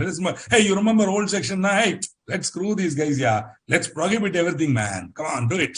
Like that. I don't know what mood they were in when they drafted this section. Okay. Then they drafted this. The permission is subject to the condition. Then they put two conditions. One condition is a special resolution is passed by the company in general meeting. No problem. We'll do it. The explanatory note shall disclose the full particulars of such transactions mentioned above and the purpose for which the loan or guarantee or security is proposed to be utilized. Right? The loans are utilized by the borrowing company for its principal business activities. That is another condition. That's why I said do. So they said sirf ek hai na? No. There are do. Okay. So the loans are utilized by the borrowing company for its principal business activities. Principal business activities. That is the activities mentioned in the main objects of the memorandum. In which case, the loan can be given to these entities. Exempted. Okay. Janvi asked the question. Let's see what it is. Sir, in case two or more directors are holding, again, madam, correct yourself. Directors are ARER. Sir, in case two or more directors are ARER holding in aggregate more than 20%, all such directors. Hey, you are giving a loan not to the directors, madam. You are giving to the loan to the body corporate. See, this exemption is director you cannot give. Forget it. Blanket prohibition. Here, up to firm, they said no. But they are saying private limited company, private company where the director is a director, you can give. So the loan is not being given to the director. You are giving a loan to the body corporate. In that body corporate, not less than 25% of the total voting power is exercised by director or two or more such directors taken together. Have you understood now? So your question itself may become irrelevant. And Janviji, I want you to confirm that you have understood my explanation. Can you please do that? Just because in a normal classroom, I see you and I will know that you have understood what I said. So kindly help me here by doing that. In a virtual reality class, not virtual reality, virtual classroom, I'm sure once the metaverse becomes a reality, once, computing power becomes more powerful, I would actually be sitting in my house and I will be looking at my laptop, but in virtual reality, when I can see all of you sitting in the classroom, maybe there will be halls where I'll go and do it, where you'll be sitting in your place, but I can see you all. And in that virtual classroom, in the reality, I would be teaching. You would see me, I would see you, and we can talk to each other. But in virtual reality, you will be wherever you are and I'll be wherever I am. I'm waiting for that technology to come. 57-year-old Buddha is waiting for new technology. And I'm imagining that technology. And I'm hoping that it will come in my lifetime so that I can use it. And I'm ready to use it. Okay. Chalo, please confirm that you have understood that small favor you do to this Buddha. Okay. Chalo. I'll explain. Body corporate includes LLP. Agreed. Whether LLP also covered. LLP also covered. Good question, Sriram. Thank you for that. LLP also covered. As you rightly point out, LLP is a body corporate. So it will not come here. Okay. It will come here. That's a good point. Yeah, you're right. In fact, the word body corporate is defined in the Act. There, they do not specifically exclude LLP. They only exclude trade union. So, yes, body corporate is included in this category. They exempt cooperative society, not LLP. LLP is also included here. Beautifully said. See, nicely thought out. Third point, who are they? Madam, the third case is a company, for example, for many reasons. I'll give an example, you will understand. A Limited there is another company called B Limited. No director of A Limited is a director of B Limited. No director of A Limited or even member of B Limited is a member. Or say member can be there, but no director of A Limited is a director here of B Limited or B Private Limited. No director is holding shares in A Limited or B Limited or B Private Limited, as the case may be. Nothing. So how are these two connected? By a deeming concept. That is, we have to show that, and this will be normally, no company will accept it. Later on, after I complete my topic, I will teach operation, then you will get into inspection and investigation. There, when the inspector comes, you do investigation now. There, when you have done some fund transfer or something, the company has done some malpractice, in order to punish them only, they will invoke this provision. They will show that these two companies are having connection. How? Because they will show who are the directors of that company. They are people who are accustomed to act in accordance with the directions of the board of the lending company. So, A Limited director, managing director, if he makes a phone call, the director of that company will stand up and salute and take. Who is he? After all, employee. Your employee or your chamcha or somebody who will oblige to you financially. That fellow you put him there. And he will do. See, in a way, they are puppets being controlled by you. So this is called a deeming provision, where you are showing de facto control. When I'm actually holding shares, it's a de jure. When I'm controlling them by some method, it is called de facto. It's a little complicated, but they are including this company for the purpose of exemption. I seriously don't know why we should exempt this company. They should actually not allow to this company, but because why did this company come? Because we don't want to be seen as associated with this company for the public purpose. That is why we are distancing them. But still we want to control. So what we do? We put an employee as a director there. So that is this type of company. I have done the best to explain. So if such a company is there, then any loan given to that company is exempted, right? So again and again, I'm telling you, the loan is being given or guarantee is being given to a company or to a body corporate or to a private company. That's all. So I gave an example now. A Limited is there, B Private Limited is there. A Limited's director is the director of B Private Limited. Now A Limited can give a loan to B Private Limited. Is that clear? Similarly, there is a body corporate, means even a foreign company or an LLP, as Sriram says, in which 25% of the voting power is exercised by any one director or two or more directors together. Agreed. Now, can a loan be given to that body corporate? Yes, you can.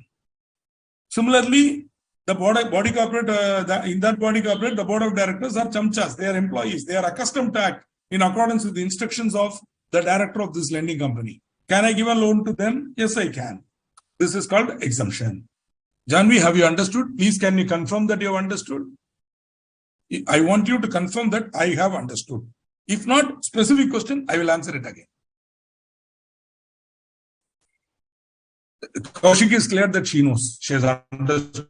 Similarly, can you clear that you have understood? No, you might think I'm insisting this. Why? Because then only I'll feel satisfied. Okay, you have taken so much effort. At least the lady understood like that. Or like Sriram, you should ask specific questions. Beautifully.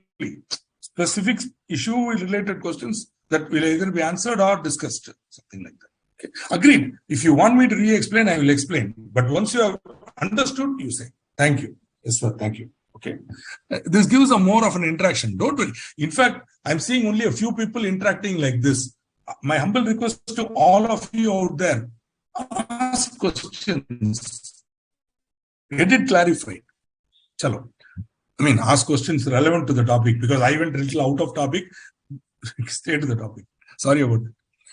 Chalo. How to, so you can give a loan to these categories, three categories. To give that loan, a special resolution will be passed by the company in general meeting. The explanatory note shall disclose the full particulars of the transactions mentioned above and the purpose for which the loan or guarantee or security is proposed. Reason: the purpose is to be stated so that it should be utilized by the borrowing company for its principal business activities. Right?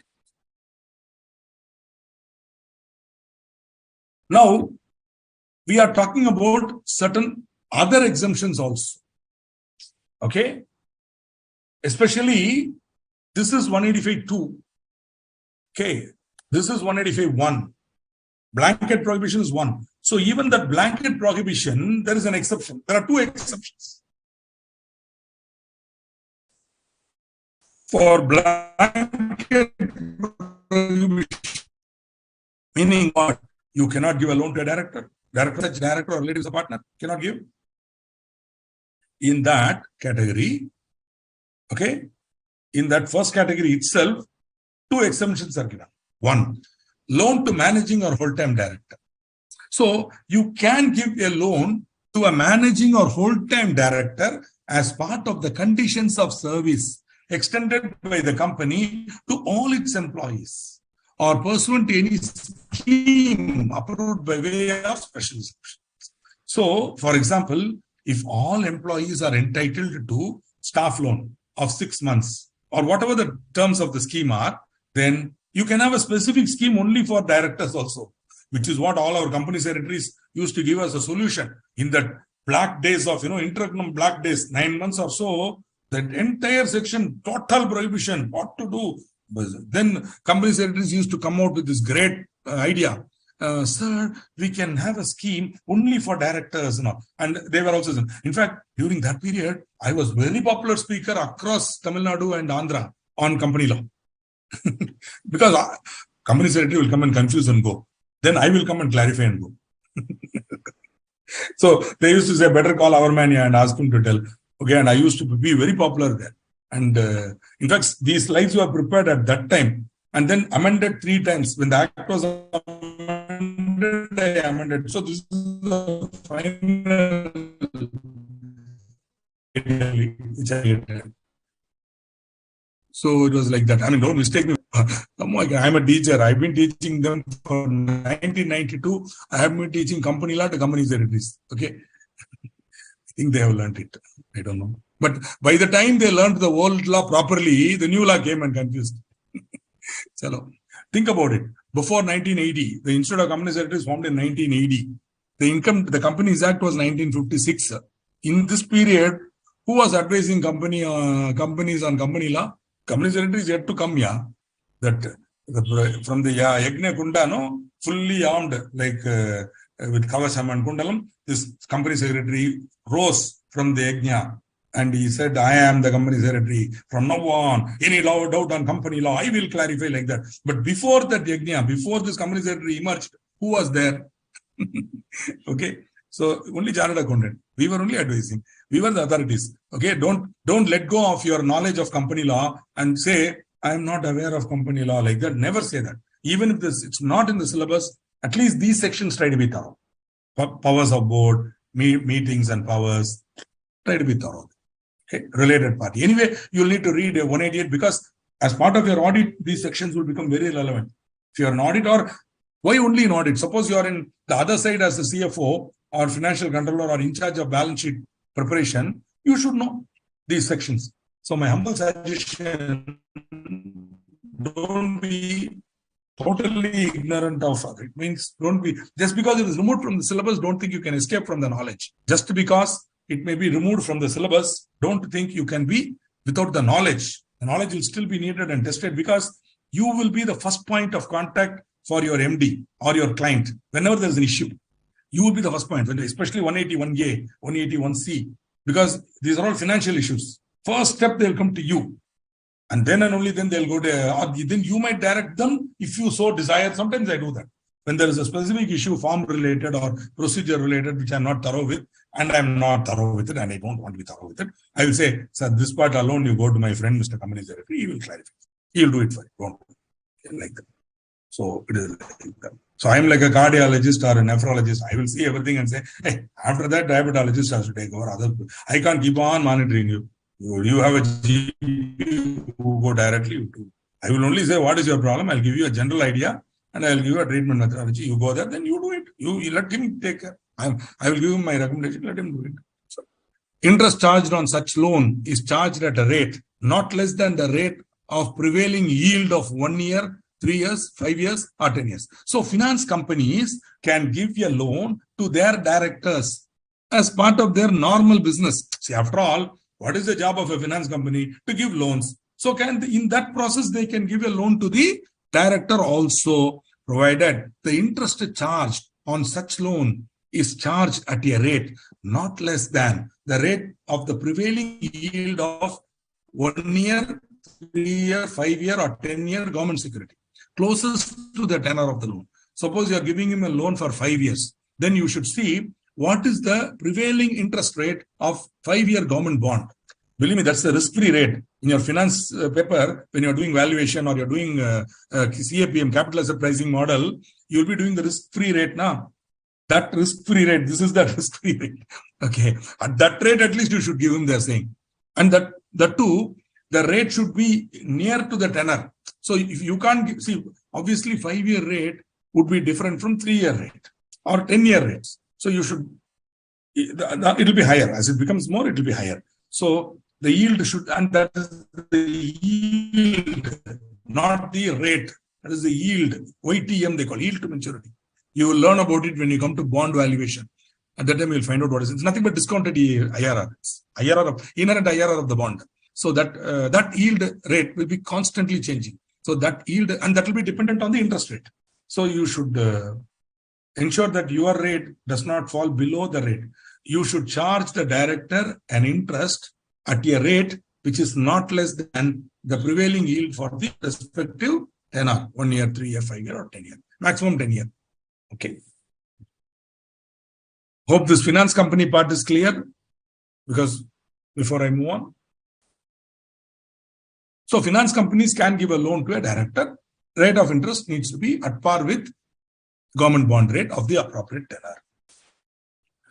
Now we come to an important part, but I will at this stage, okay, I'll finish this and I'll go. That's easy. Section 185 does not apply to government company. So government company can give loan to director. Private company exempted. Wow. Thank you, sir. This exemption came much later, my dear friend. Much later. Okay. 13, the act was passed.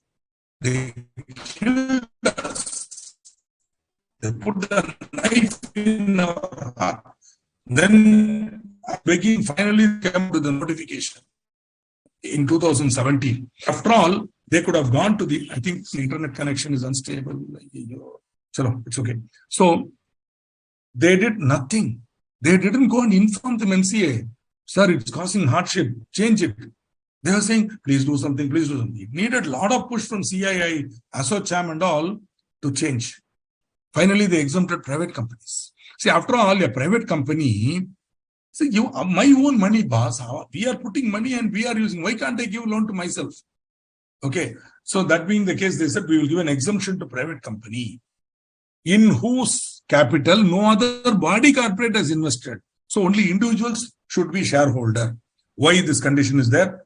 Okay, I don't know. We should have a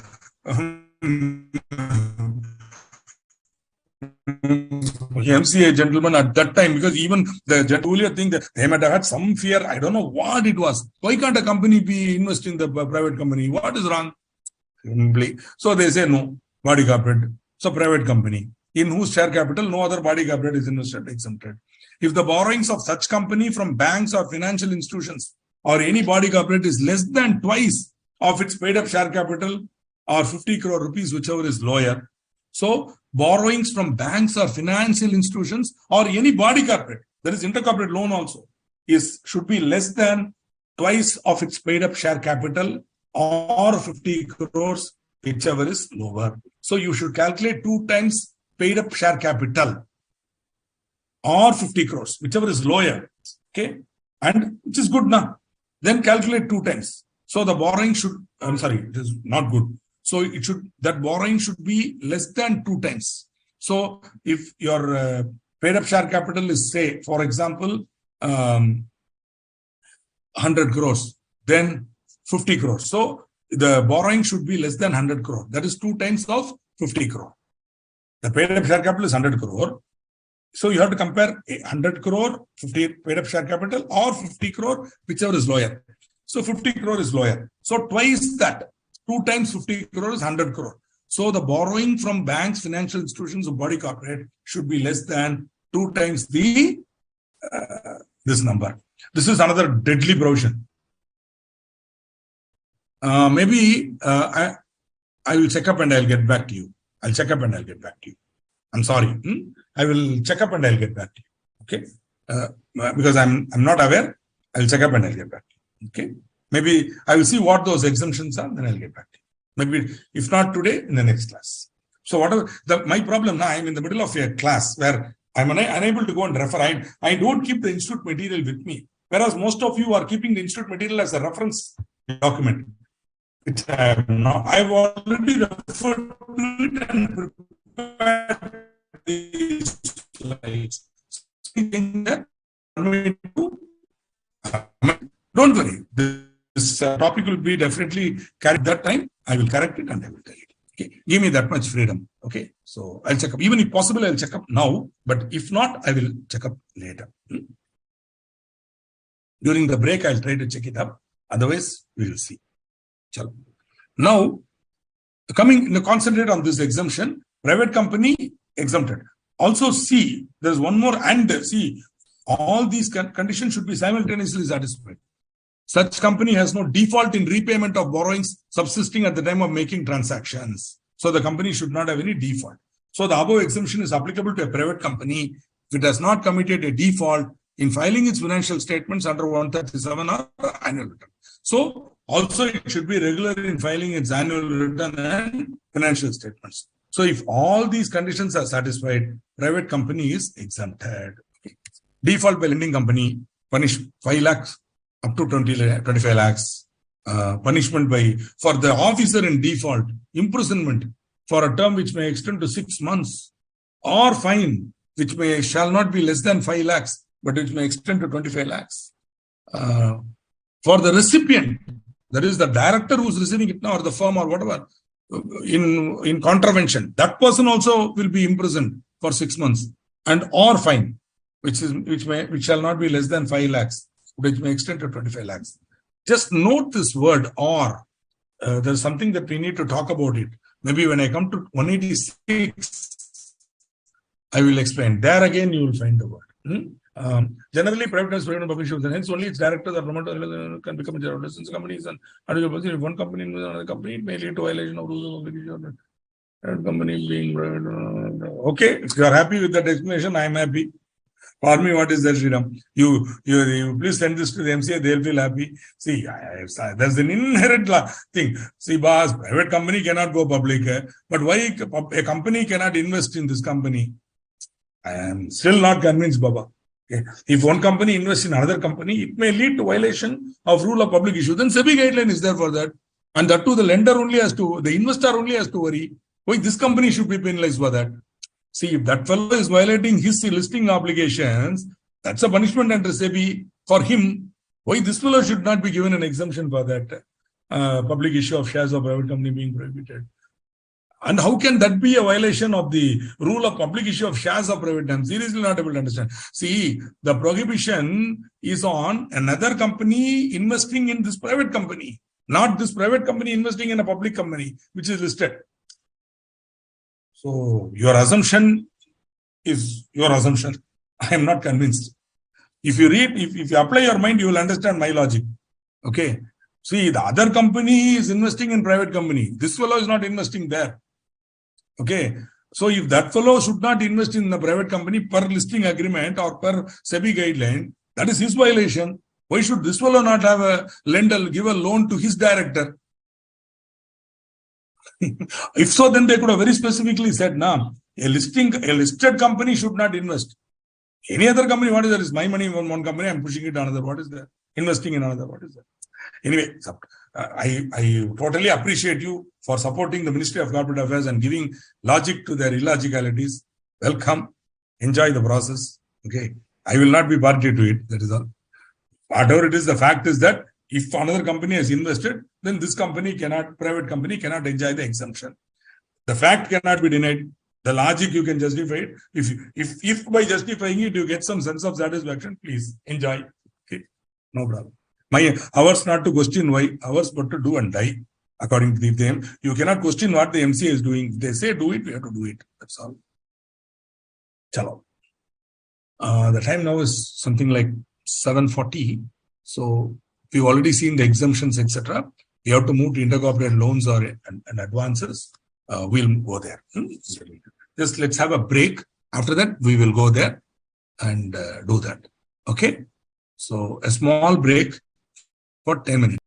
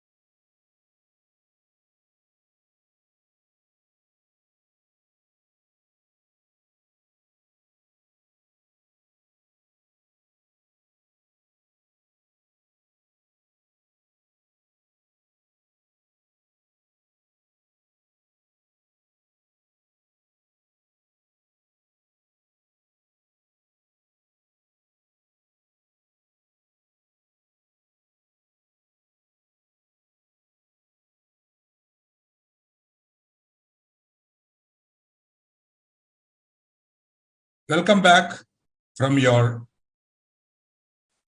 break. And let me begin with an apology and thank Ms. Janvi for identifying. Absolutely correct, Janvi ji. There are 4 matters. And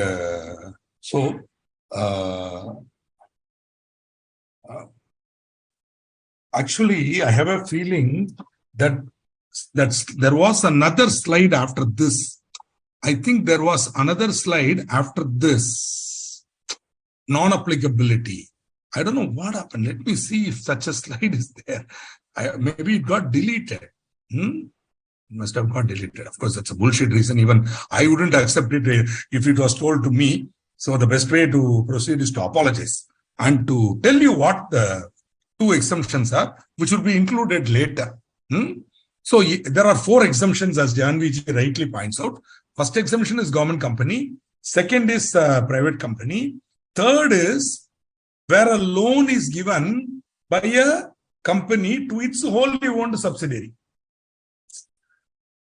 Okay, that is any loan made by a holding company to its wholly owned subsidiary, or any guarantee given or security provided by a holding company in connection with a loan given to its wholly owned subsidiary. Please understand that wholly owned is very important.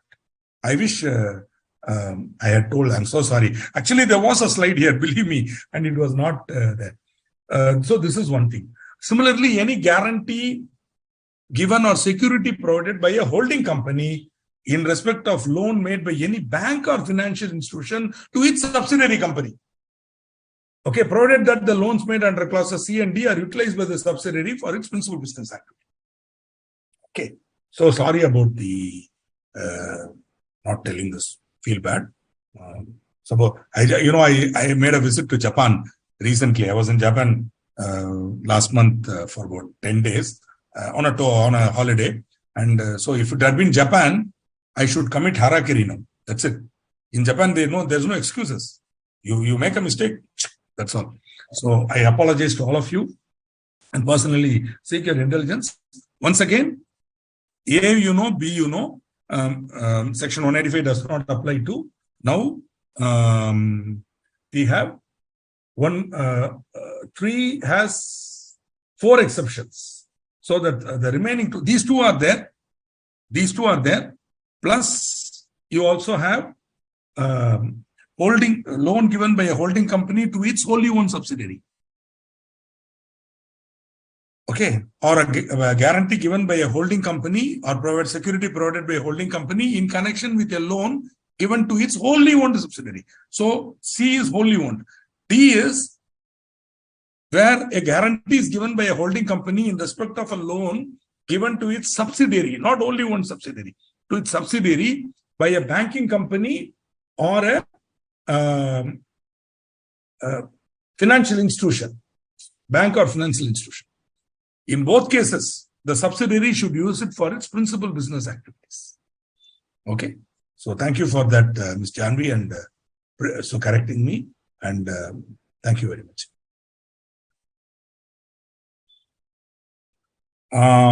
Okay. So Viraj says tips are required how to prepare and attend classes so that I can get 100%.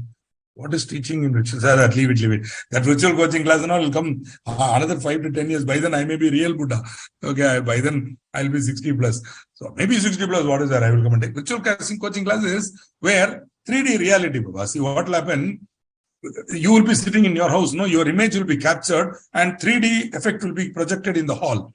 And everybody will be there and I will be sitting there. My image will be projected in your room. So it will be like I'm sitting in front of you and teaching. I don't know. See, friends, your generation should start dreaming and start imagining new technology, because any technology that is not there now is what is going to get you money. See, there is a guy called Naval, something I forget his name, Naval, nice guy. I read a book by him recently, and he says a technology which is not there now is only going to be the money spinner of future. So start imagining technology, creating it and giving it is what the advice he gives to Silicon Valley guys. And so this is one technology that has to come. It will come. See, who imagined, say, when I started my career in 1992 as a teacher, could we have imagined that I would be sitting in my room and you will be sitting in your room or in your office or wherever and listening to me and communicating with me through query pad and all that? So this is nothing. It's going to come future. Anyway, don't worry, Viraj. Don't worry. Chill. Aram se. You will get full use of it. You know what? The greatest sense organs that God gave us are 2 ears. Okay, Shravanam. That is the most important thing. Listen to the teacher. And then Manana. Keep remembering it and trying to work on it. And then Nitithyasana. This is, of course, for spiritual advancement, but you can convert it for regular classes also. Shravanam, Manana, keeping on, contemplating on it and remembering it. And then Nitithyasana, making it a part of you. So that it becomes read-only memory, so that in the exam hall, you will remember and tell. So that is how we have to do it. Which means that is why sometimes important points, I will repeat it. So you should also orally repeat it. When you're reading it, repeat it. So that your mouth will tell, your mind will remember, and your ears will hear. So two sense organs are involved. And your eyes are reading. So eyes are reading, ear, mind, everything is involved. Then automatically the chances of remembering are better. Chalo. Now Sriram is asking a question, which is again, he studied it in intermediate. So he must have forgotten it. This question, answer to your question, was answered in intermediate. Loan given by a director to the company is exempted. That is, there is something called the acceptance of deposits rules, where they specifically say certain loans are not deposits. One of the items is any amount received from a person who at the time of giving of the money was a director of the company. So any loan given by a director is not a deposit for the purpose of acceptance of deposits rules. First and important. Secondly, think about it. What is the purpose of section 185? And why is it so stringent and so thing?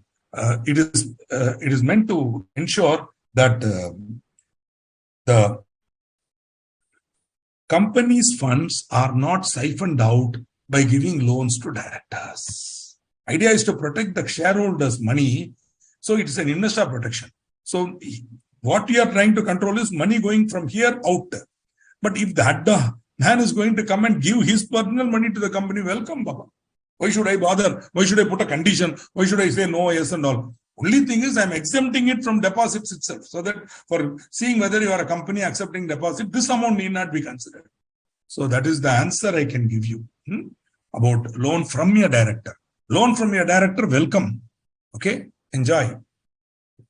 But loan to your director, be careful. Because shareholders will be going out. You have to control it. But in my humble view, this is too, shall we say, draconian provision. They can give some kind of a discretionary power to the shareholders and say, up to say a limit they can give. Earlier there was a limit. Paid up capital and free reserves are not 20%, all sorts of limits. You put some limit at least and allow us to give. Okay? So nothing. Okay, like that.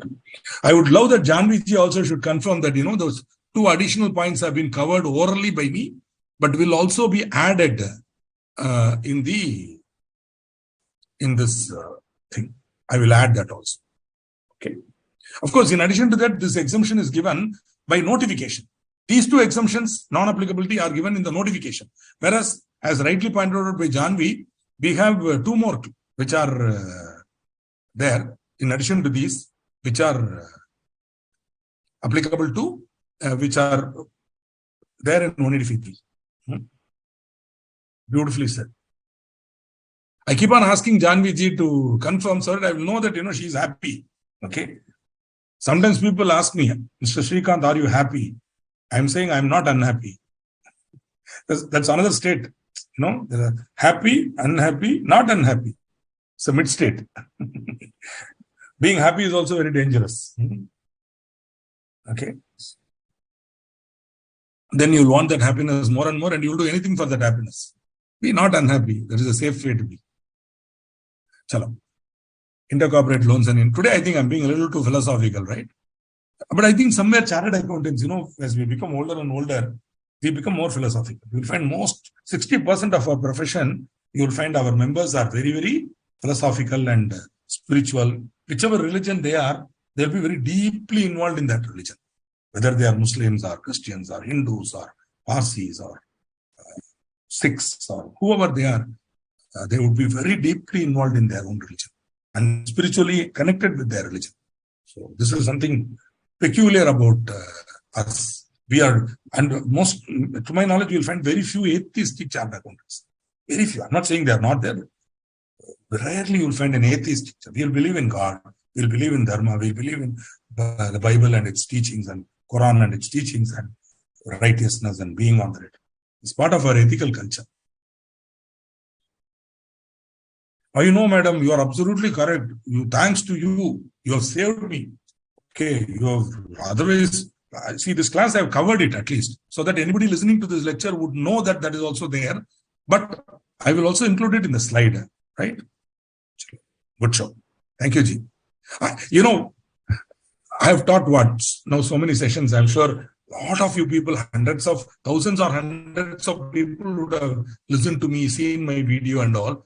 But I have not seen you. It's one of my regrets. Later on, somewhere in your life, in case this old man visits your city for some fun, something happens and you meet me in the airport or somewhere, you see me and recognize the ugly face, just come and say, hey, sir, I'm so I attended. I may not remember, but I would love to see your face and know who you are. Okay. Investment, intercorporate loans and investments. First thing, investment permitted only through 2 layers of investment companies, meaning you can invest in another company only through 2 layers of subsidiary or 2 layers of investment company. You cannot go beyond 2 layers. So acquisition of any other company. So normally the investment should be made only through 2 layers. Okay. So one is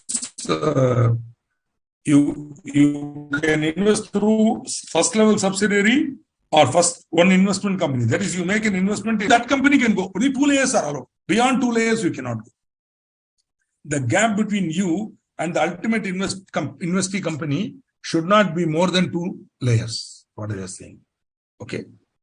Acquisition of any other, the exemption is acquisition of any other company incorporated in a country outside India, if such other company has investment subsidiaries beyond 2 layers. See, what will happen? You are acquiring a company in, say, Netherlands. That Netherlands law doesn't prohibit layers. So that company may have a 3rd level subsidiary. Now, if you invest in the Netherlands company, automatically you will become owner of the 3rd level subsidiary also. Allowed. Same exception you will find in subsidiary company definition also. See, there they say only 2 layers of subsidiary are allowed. That is, you can have A will be holding company of B, B can be C. Below C, there cannot be in India. Exception, you can have a foreign subsidiary where in that country, multiple layers are not prohibited. Okay. A subsidiary company having any investment subsidiary for the purpose of meeting the requirements under any law or under any rule or regulation. So, the purpose of the multiple subsidiary layers is for complying with some law and not for any other purpose. So these 2 exceptions are there. So seriously, another thing that I don't understand, I'm sure Sriram will give me a valid explanation, is why all this layer control? And by controlling it, can you prevent it? Simply saying 2 layers, 2 layers. I tell you, simply out of that is, they are trying to see, they are worried about money laundering. So usually money laundering activities are done through layers. When you come to PMLA, maybe I will tell you more about it. We'll create layers of subsidiaries and all. But Baba, see, 2 layers also I can do the same thing, yeah.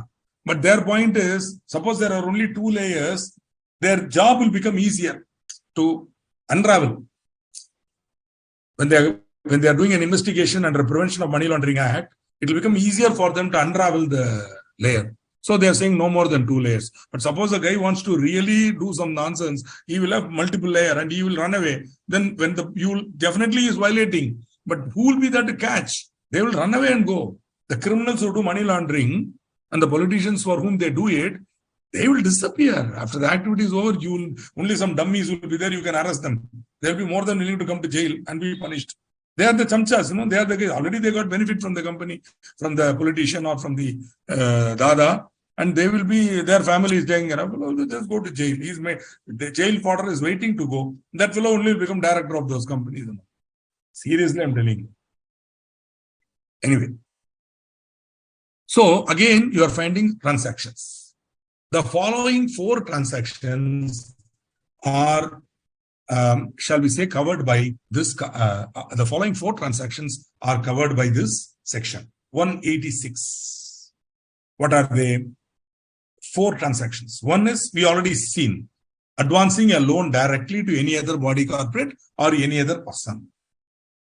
So the lending company cannot advance a loan directly to any other body corporate or any other person. Body corporate big enough to include private company and a public company also. Also, lending company cannot give a guarantee to any other body corporate or any other person in connection with a loan given to that body corporate or person. Same as 185, no change. Or lending company cannot provide any security in connection with a loan made to any other body corporate or any other person. So, there is a person to whom a guarantee is being given, and that, or a body corporate to whom, a body corporate or a person to whom a loan is being given, and the lending company is giving a guarantee in connection with that loan, or providing any security in connection with that loan, or directly advancing a loan to any other body corporate or to any other person, right? Lastly, though the word lending company is used, this section also covers acquisition of securities by way of subscription, purchase, or otherwise in any other body corporate. There you can, or any other person, if that person is having some capital, acquisition of securities by way of subscription, purchase, or otherwise in any other body corporate or any other person. Okay, so this is the 4-fold transactions. I call them the transactions. I call these items transactions. Okay, for the sake of clarity, I call them transactions. So later on, we can say the lending company cannot enter into the following 4 transactions with any other body corporate or any other person. The word person does not include any individual who is in the employment of the company and the loan is as per the remuneration policy. Okay, so he is an employee and that person you're giving. So they don't want to affect staff. So you're giving a staff loan as per the remuneration policy, no problem. That gentleman, employee, individual would not be covered in any other person. Other than that, if you want to give any loan to any other person also, you are subject to this condition. Okay, so we have to be very careful. One more thing. Do you notice one thing? There is an overlap between 185 and 186. These 3 categories are also bodies corporate. Okay, these are all bodies corporate. So 185 also will be covered. 186 also will be covered. Are you able to understand? 185 also covered. 186 also covered. Right? Another exception for person.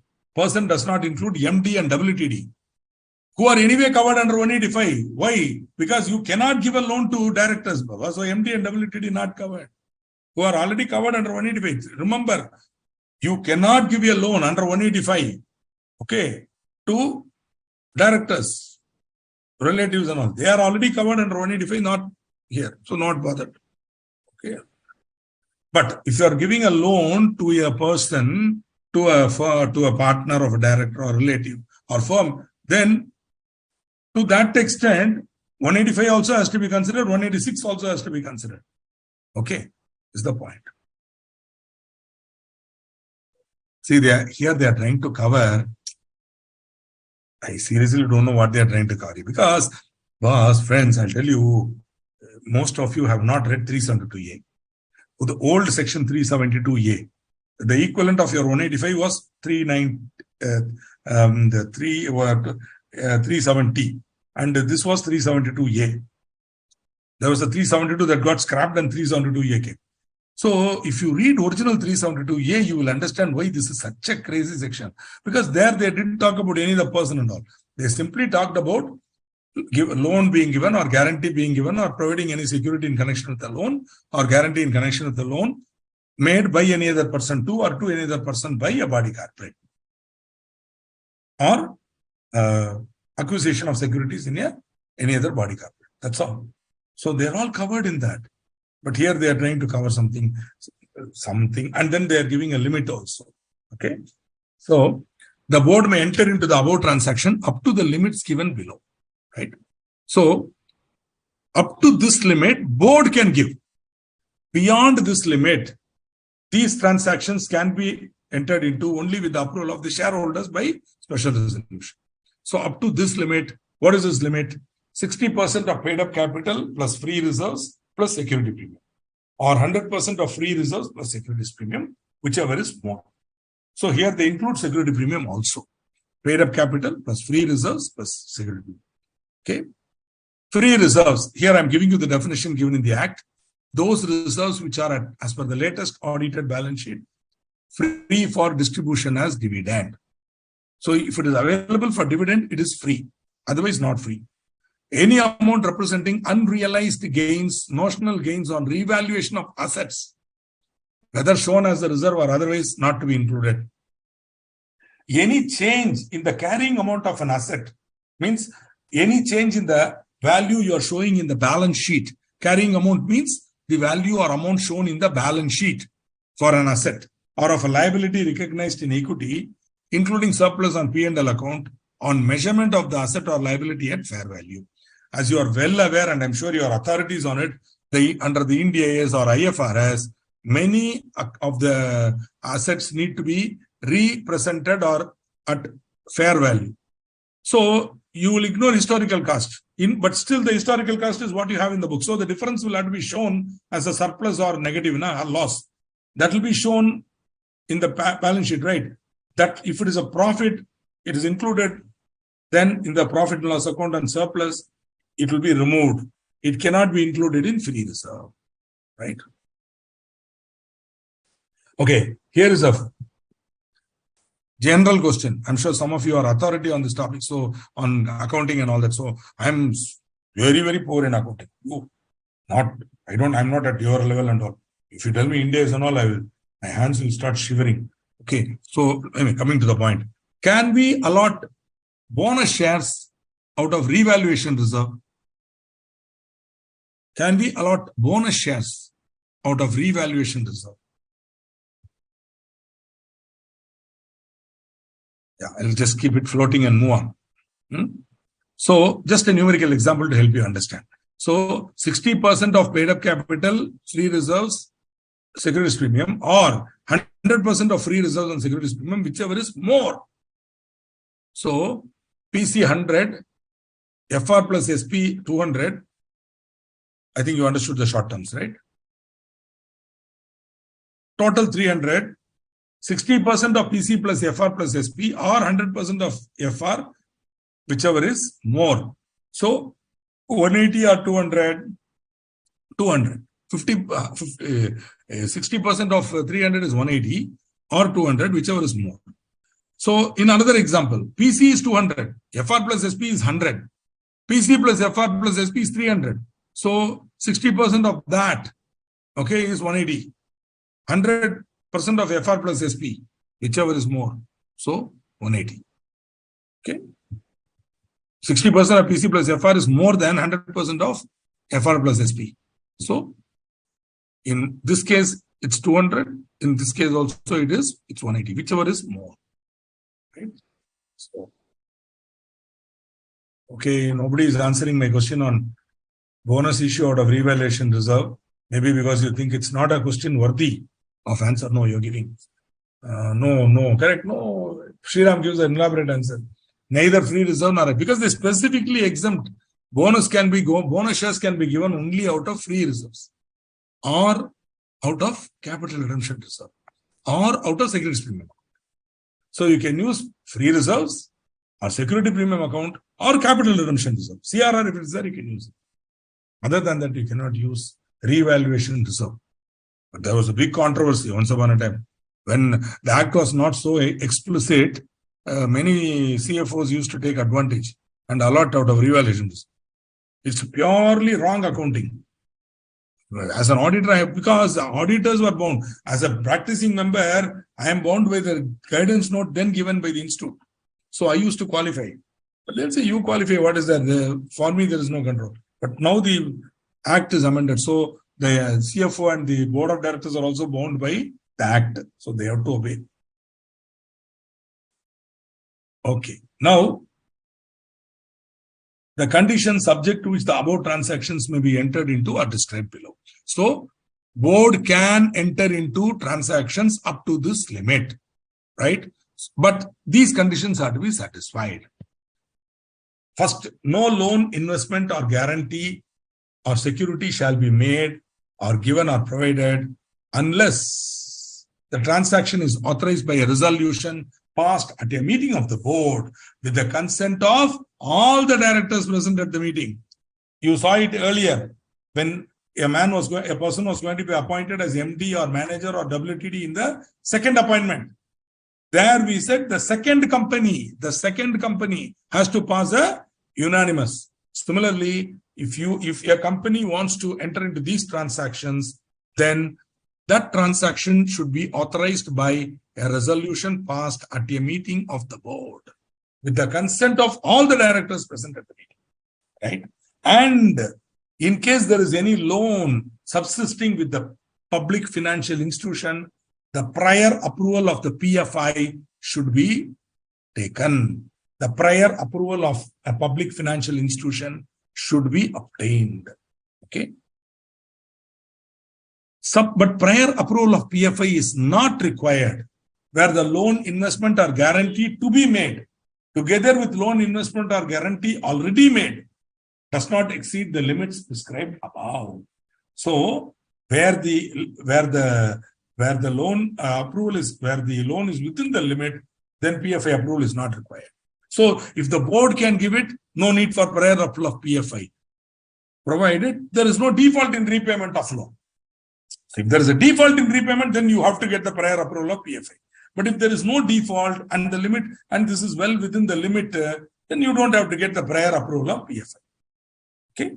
So if it is within the limit and no default, no prior approval of PFI. But if one of these conditions is not satisfied, if the limit is exceeded or the default is there, then both conditions are to be satisfied. Then only exemption applies to.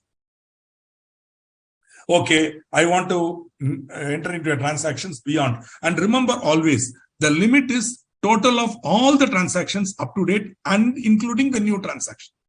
So you have to see the total transactions and the new transaction. And the total should not exceed the limit. Okay, sorry. So the transaction to be entered into along with the loan guarantee investment already made.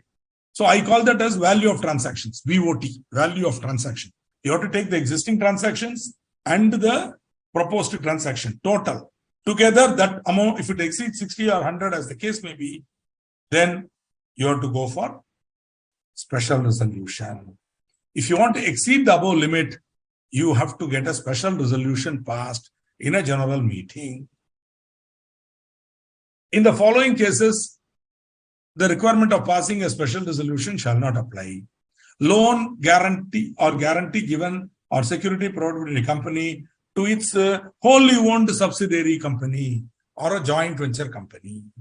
So investing in a wholly owned subsidiary or joint venture or giving loan, giving guarantee, etc., providing security, etc. Similarly, acquisition made by a holding company by way of subscription, purchase or otherwise of the securities of its wholly owned subsidiary. See, when they use the word acquisition, they use the words acquisition, purchase or otherwise. Acquisition, purchase or otherwise. So, acquisition by way of subscription, purchase or otherwise. Subscription means primary. You apply on the prospectus. Purchase means either in the open market or off market deal, purchase. Otherwise, where gift is covered, bequest whatever method other than purchase or subscription is covered in otherwise. I had one student in ACS class, and I think it was long ago, in 2002 or 3, around the time I was actively teaching in ACS, Prime Academy, everywhere I was teaching company law. My book had just come and all.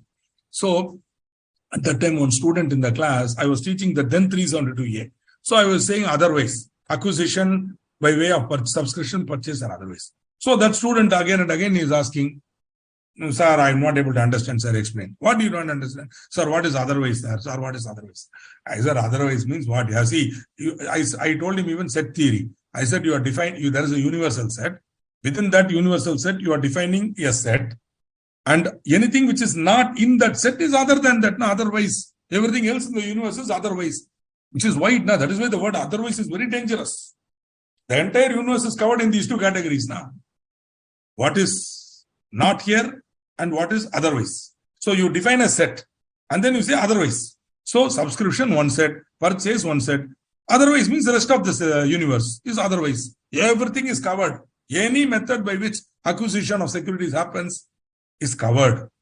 That is why we have to understand it. All this I told, fellow is not able to understand. Still he's telling, I don't understand. I don't know what to do. As usual, I got a little frustrated and I told him, Baba, look here.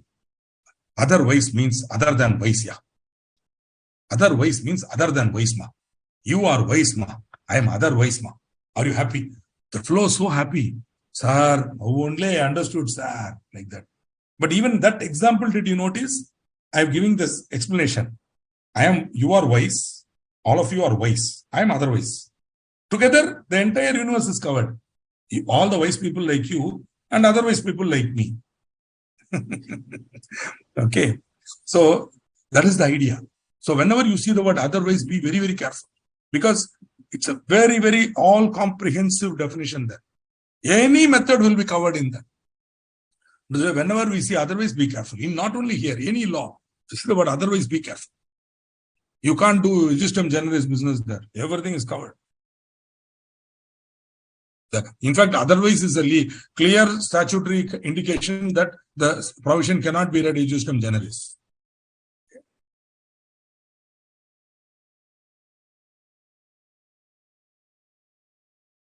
Chalo. Now, moving on. So, wholly owned subsidiary. Again, remember, even in 185, I will again for drawing my attention to that. The exemption was for loan guarantee given or security provided by a company to its wholly owned subsidiary. Right. Also, the company shall disclose the details of such transaction in the financial statement, giving the full particulars of such transactions and the purpose for which the loan or guarantee or security is proposed to be utilized by the recipient. The rate of interest on the loan should be more than the prevailing yield of the government security closest to the tenor. Also, this provision shall not apply to a Section 8 company in which, be careful, this is not a big exemption. There are two conditions. So, the provision shall not apply to a Section 8 company in which 26% or more of the paid-up share capital is held by the central government or one or more state governments or both. And in respect of loans provided by such company for funding industrial research and development projects in furtherance of objects as stated in its memorandum. So, we are talking about a very specialized Section 8 company. This is not applicable to all Section 8 companies. Okay. Now, that Section 8 company is meant to promote industrial research and development projects. And in connection with that, that company is giving a loan. And this is a company in which 26% is held by central government or one or more state governments. So many conditions. 26% or more should be held by government, a central state combination. Also, this company should be involved in funding industrial research and development projects. And any loan given for that purpose, in furtherance of the objects, to that extent only the exemption will apply.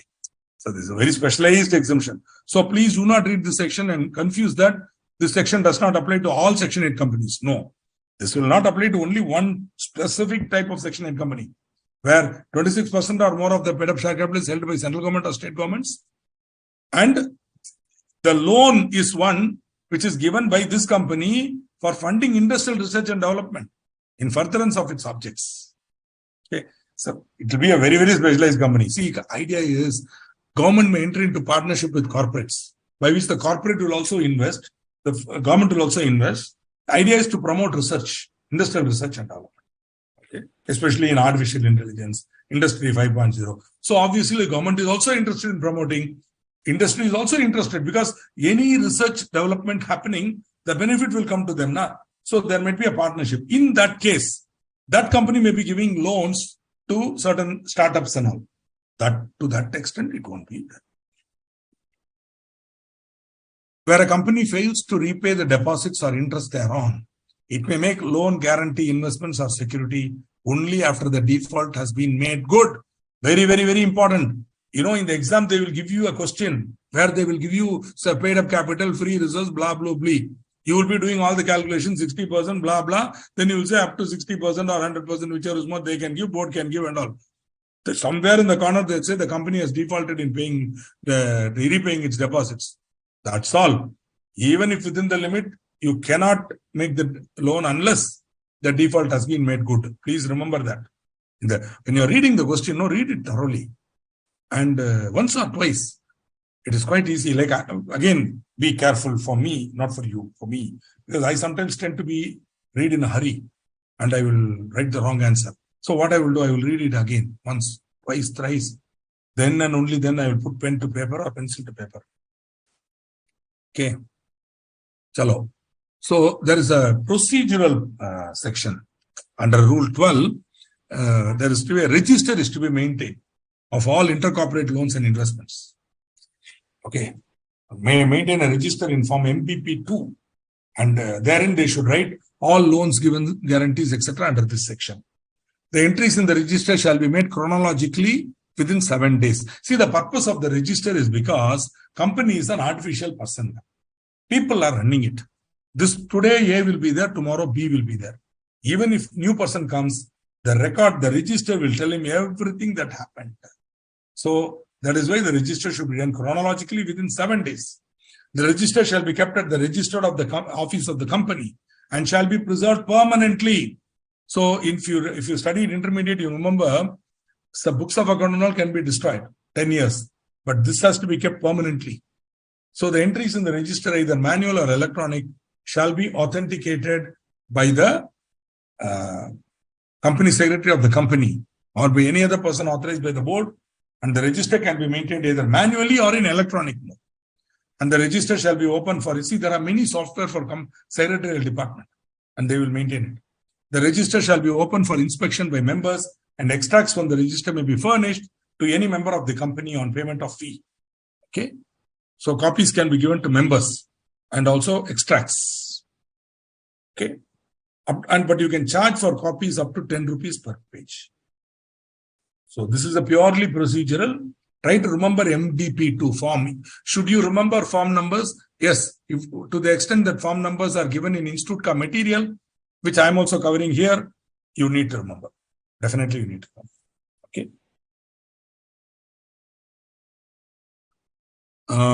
Again, non-applicability.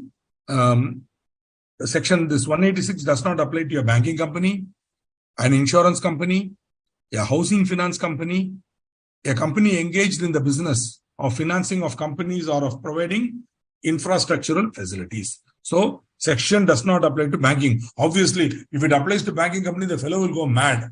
Insurance company, housing finance company, because banking company gives loan every other day to everybody. Any other person, gone. Fellow cannot give a loan. So similarly, insurance company also gives a loan and makes investments. Do you know that? Insurance companies make heavy investments and loans. You know, insurance company, LIC is a big lender and investor. Okay. Housing finance company, they are institutional investors. They are called institutions, public financial institutions. A housing finance company in the ordinary course of its business. Okay. They give a loan. If you say you have to do, so that's not good. And a company engaged in infrastructural facilities, providing financing of companies, providing infrastructural facilities. Okay. Also, we saw wholly owned subsidiary, right? Special resolution need not be passed wholly owned subsidiary. But PFI thing is there, unanimous resolution, all that is there for subsidiary and holding. Also, these exceptions are with respect to the loans by the company. Means they are related to the nature of that company. These are related to the investments. That is any investment made by a company whose principal business is acquisition of securities. So an investment company's investment is not covered. Similarly, in any investment in shares allotted in pursuance of a rights issue. Suppose A Limited is holding shares in B Limited. Now, if B Limited is going for a rights issue, A will be offered in proportion to that paid up capital. Preemptive right. When that is happening, to that extent, A Limited can apply. The limit will not apply. The section will not apply. No special resolution, nothing. Go ahead and invest. But subsequently, for the purpose of limits, the right shares will be included. Are you able to understand? The right shares will be included for limit calculation. But at the time of investment, it will be ignored. Similarly, any investment made by a non-banking financial company whose principal business is the acquisition of securities. So, NBFC who is engaged in investment. But this exemption is available to NBFC shall be with respect to investment and lending activities only. Now, under Section 12 of SEBI Act, there is a requirement for registration of intermediaries and other people like brokers, share transfer agent and all that. So, they are subject to Section 12. So, there may be additional conditions. Okay. Now, a company, such limits are there. Then, if SEBI has given certain other conditions, those conditions are applicable. To that extent, 372A will not, 186 will not apply. Section 12 is superior. Okay. Now, there was an earlier question asked by Ms. Jarna, I think, who is now not possibly involved, but she asked a very valid question. If there's a conflict, what do I do? In most cases, SEBI will be superior to Companies Act. Of course, in the exam, they will never ask you a vague question where SEBI also applies Companies Act. They will clearly say under SEBI, under Companies Act. But between the two, if there is a conflict, SEBI will prevail over Companies Act with respect to listed companies. But there are a few sections where you have to comply with both. Here they say, if a section under Section 12, if it has to be registered, then if there are limits prescribed under SEBI regulations which they have signed, they cannot exceed those limits irrespective of what is said in 186. Okay. Again, we have penalty for contravention. One is the defaulter company, 25,000 up to 5 lakhs. The officer in default, imprisonment or fine. See, this or is very important. Later on, when you come to compounding, you will understand why. Once somebody teaches you compounding, there's something called compounding of offenses. There they will tell you why this or is very important. Because if the word or is there, you can compound. Means you can avoid conviction. See, suppose you have committed an offense under some act, Companies Act. For example, Companies Act. Suppose you are convicted under Companies Act and fined 25,000 rupees. What will be the consequence? Can anybody tell me? It is related to the topic I taught you. Recently, I taught you. If a managerial person is convicted under section, under Companies Act, say under this section, and is convicted, means found guilty and fined 25,000 rupees, what will happen? Can anybody answer? What will happen? What is the consequence? Can anybody give me an answer? Go back to Schedule 5. Disqualification under which one? Not under the main disqualifications or even managerial person. Only for Schedule 5. Go back. Schedule 5, Part 1, Section 1, Part 1. Conditions. Conviction. So your goal is not to escape the penalty, but to avoid conviction. So what they will say, okay, If you pay 3 times the penalty levied, we will compound it. Meaning, we will compound it, meaning we will allow you to be free. We will note it that even though you have committed the offense, you are not convicted, you are acquitted. So if you want to go for compounding, then the offense should be one where it is punishable with fine only, or with fine or imprisonment or fine. If fine and imprisonment, it cannot be compounded by the tribunal or by the RD. Okay, or imprisonment only also cannot be compounded here. For that compounding, you have to go under the CRPC. You have to go there and go to the High Court and do. Correct. Namrata is correct. In case of insurance, will form part of it. What is she trying to say? Madam, don't confuse, madam. That is a different thing. That is a very complicated part. Don't go there. That insurance which is taken to protect them from the liability will be forming part of managerial remuneration in case he is convicted. Such a small bit of knowledge you are retaining, Janvi. Really great. But the greater penalty, my dear madam, the greater problem is that fellow will be disqualified under Schedule 5 itself. You cannot appoint him or her under Schedule 5. That is a greater penalty. Of course, this is there. Okay. Beautiful, Janvi. Really, you are a genius. That micro level data you are remembering and saying. Great. But I was expecting answer was given by Kaushiki. That is, he will be disqualified under Schedule 5. Same answer, I think, was given by Namrata ji also. They will be disqualified under Schedule 5. Now, so we come to another topic, which is investments of a company to be held in its own name. Okay. All investments made or held by a company in any property, security, or other asset shall be made and held by it in its own name. Kyun? Because company is an artificial person, and as an artificial person, the assets which are there in the balance sheet are the only assets known to us. Suppose assets are not held by it in its own name and are held by directors, how will we know it is your asset? Therefore, and one more thing, remember, sole proprietary and partnership. In the sole proprietor has unlimited liability, meaning his personal assets can also be attached. Partners have unlimited liability. That means other than LLP, normal partnership, partners have unlimited liability. Their individual assets can also be attached. But company, shareholders have limited liability. In case the company does not pay its debts in full, you cannot go to the shareholders.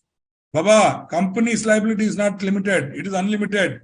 It is only the shareholders' liability is limited. Please be careful. Company's liability is unlimited. Meaning what? Whatever the company owes, it has to pay. The shareholders' liability is limited to the extent of the amount, if any, unpaid. If it's a fully paid share, no liability. Just like that, I can go. Nobody can catch me. So that being the case, the creditors can only look to the assets of the company for the repayment. Therefore, all assets should be disclosed in the balance sheet. And it should be held only in the name of the company. So all investments made or held by the company in any property, security, property is wide enough to include land, building, blah, blah, or other asset shall be made and held by in its own name. As an auditor, you have to be very, very careful. Because if it is shown later that some asset was held by in some other name and was not disclosed in the balance sheet, first his auditor will be getting caught. So you should get a disclaimer from the directors. And also, see, if you see any siphoning out, that asset also you bought it in your own name, but it is out of the company's funds. Bring it back. Like that. Okay, so mainly this concern says all investments should be held in the company's own name. But one small problem is there. That is, this was asked by an intermediate student at that time, where they were asking, sir, so if it is a wholly owned subsidiary, how that minimum number will be maintained, sir? Like that they are asking. Correct.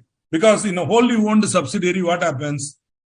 100% of the shares are held by holding company. So then only one member will be there. But if it is a private company, we need 2. Public company, we need 3. How to maintain? So for that purpose alone, they say, company may hold any shares in its subsidiary company in the name of any nominee or nominees, if it is necessary to do so, to ensure that the number of members of the subsidiary company is not reduced below the statutory limit. So for that limited purpose, what we will do, we will transfer one share. See, we had a Japanese company in India where the wholly owned subsidiary of a Japanese company. So the parent company is in Japan and this company is in India. So the Japanese company will invest 100%. Now so the company was one shareholder. But because to maintain that, it was a private limited company. So we had one of the directors, I think it was a director or a senior employee, I don't know. One share was transferred to that gentleman and he became a nominee shareholder. He is not, that one share is not his. That one share also belongs to the company, but he is holding it as a nominee of the company, only for the purpose of maintaining the statutory limit. Right? So this is the thing. Similarly, investment, if it is deposited with a bank for the safekeeping or in the name of the State Bank of India or scheduled bank for the transfer and all, means if you are depositing with a bank for the purpose of safekeeping or transferring, etc., it will not amount to violation of section 187. Okay. And the idea is to transfer it within 6 months from the date on which the shares are securities are transferred to scheduled bank as aforesaid. Then that, so the company shall, as soon as practicable after the effect of the period, have the shares retransferred to its own name. See, for example, there may be a transaction where the bank will say, pledge your shares to us, or they might say, transfer your shares to us. Once you satisfy this condition, everything is over, we will retransfer. In those cases, there is no violation of section 187.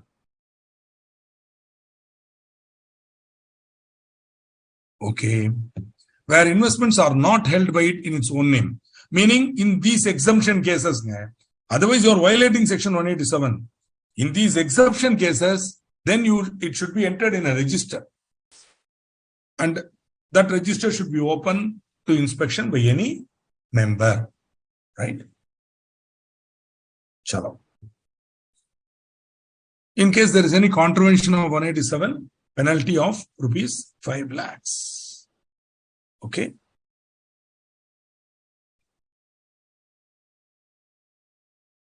Now I have completed one portion. There is one more portion, which is related party transactions, 184. And you might also have noticed, I covered up to 183, then suddenly I jumped to 185. Many of you should have got angry and started shouting, "Sir, 184, you have not covered, sir," like that. Correct, I have not covered 184 because I'm going to cover it along with 188. And by now you know that I jumped. So you have been kind enough and not corrected me. It's not as if I have skipped 184. I will be covering 184 in the next class, along with 188, etc. And maybe if the topics, because you've got 3 hours and 188 may not need 3 hours. So if I cover related party transactions, I might start operation and mismanagement in the next class. Okay. So kindly come mentally prepared for that. Operation and mismanagement also might start.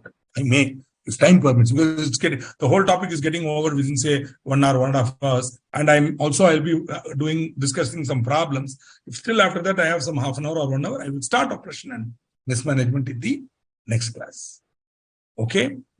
If you have any questions, do feel free to ask now.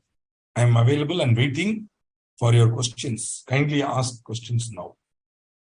Another 2 to 3 minutes for questions, if you have any.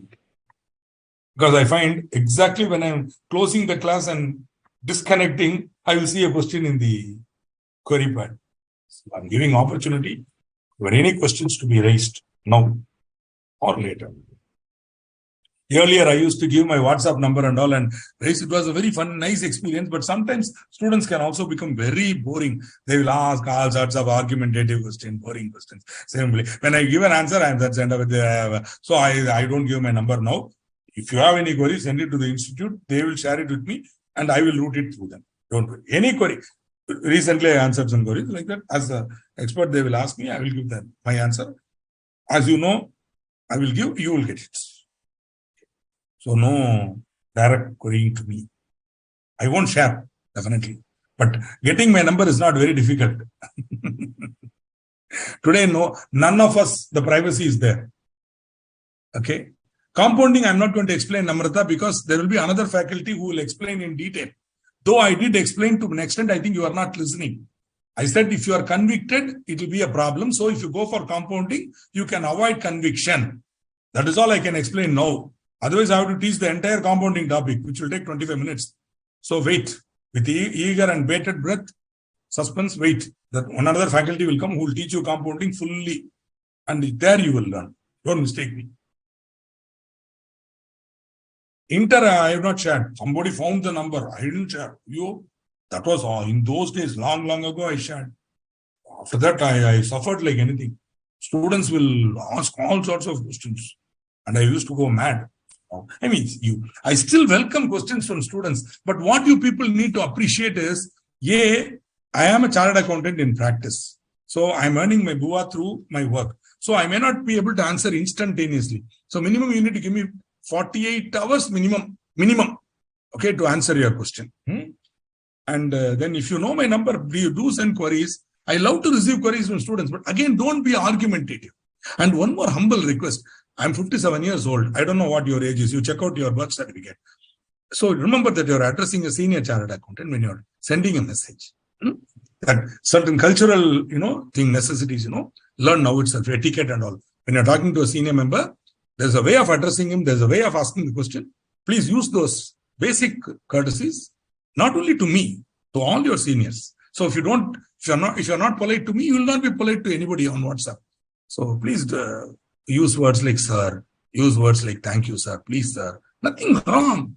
No, when I was your age, I used to be so humble and polite with my seniors. And that by then I never lost anything. No dignity was lost. On the other hand, I gained the respect of my seniors. And they used to help me a lot and give me more support. If I had been arrogant and maybe you don't know, when you're typing a WhatsApp, you think that you need not use cultural etiquette. No, sir. Even in WhatsApp, when you're addressing a senior, you have to use sir. I always put respected, sir, to my seniors. Even now, when I'm sending a message to somebody who's 5 years elder to me, 100% I'll put respected, sir. Okay. I mean, these are all small courtesies. As I told you, my recent visit to Japan, they're such a courteous country. They bow, they give so much respect. So use respectful words and automatically you'll get more cooperation from seniors. Not only from me. Okay. So no tips, madam. It's easily you can remember. There's no tips. It's all very easy. Earlier it was complicated. Now it's very easy. What limits? 60%, 100%. So just go through this slide after I send it. This is the best way to remember. This slide is the best way to remember the limits. So if you remember these numbers and then, so PC plus FR. And anyway, I'll be working out on problem. Okay. So no tips. What is this? It's just 60% of PC plus FR plus SP or 100% of FR plus SP. There are complicated areas where tips are to be given. Not here. Chalo, wonderful, great. Let me presume that you have no further questions and close. Next session, we will start related party transactions, right? Good. Ashokji, class over.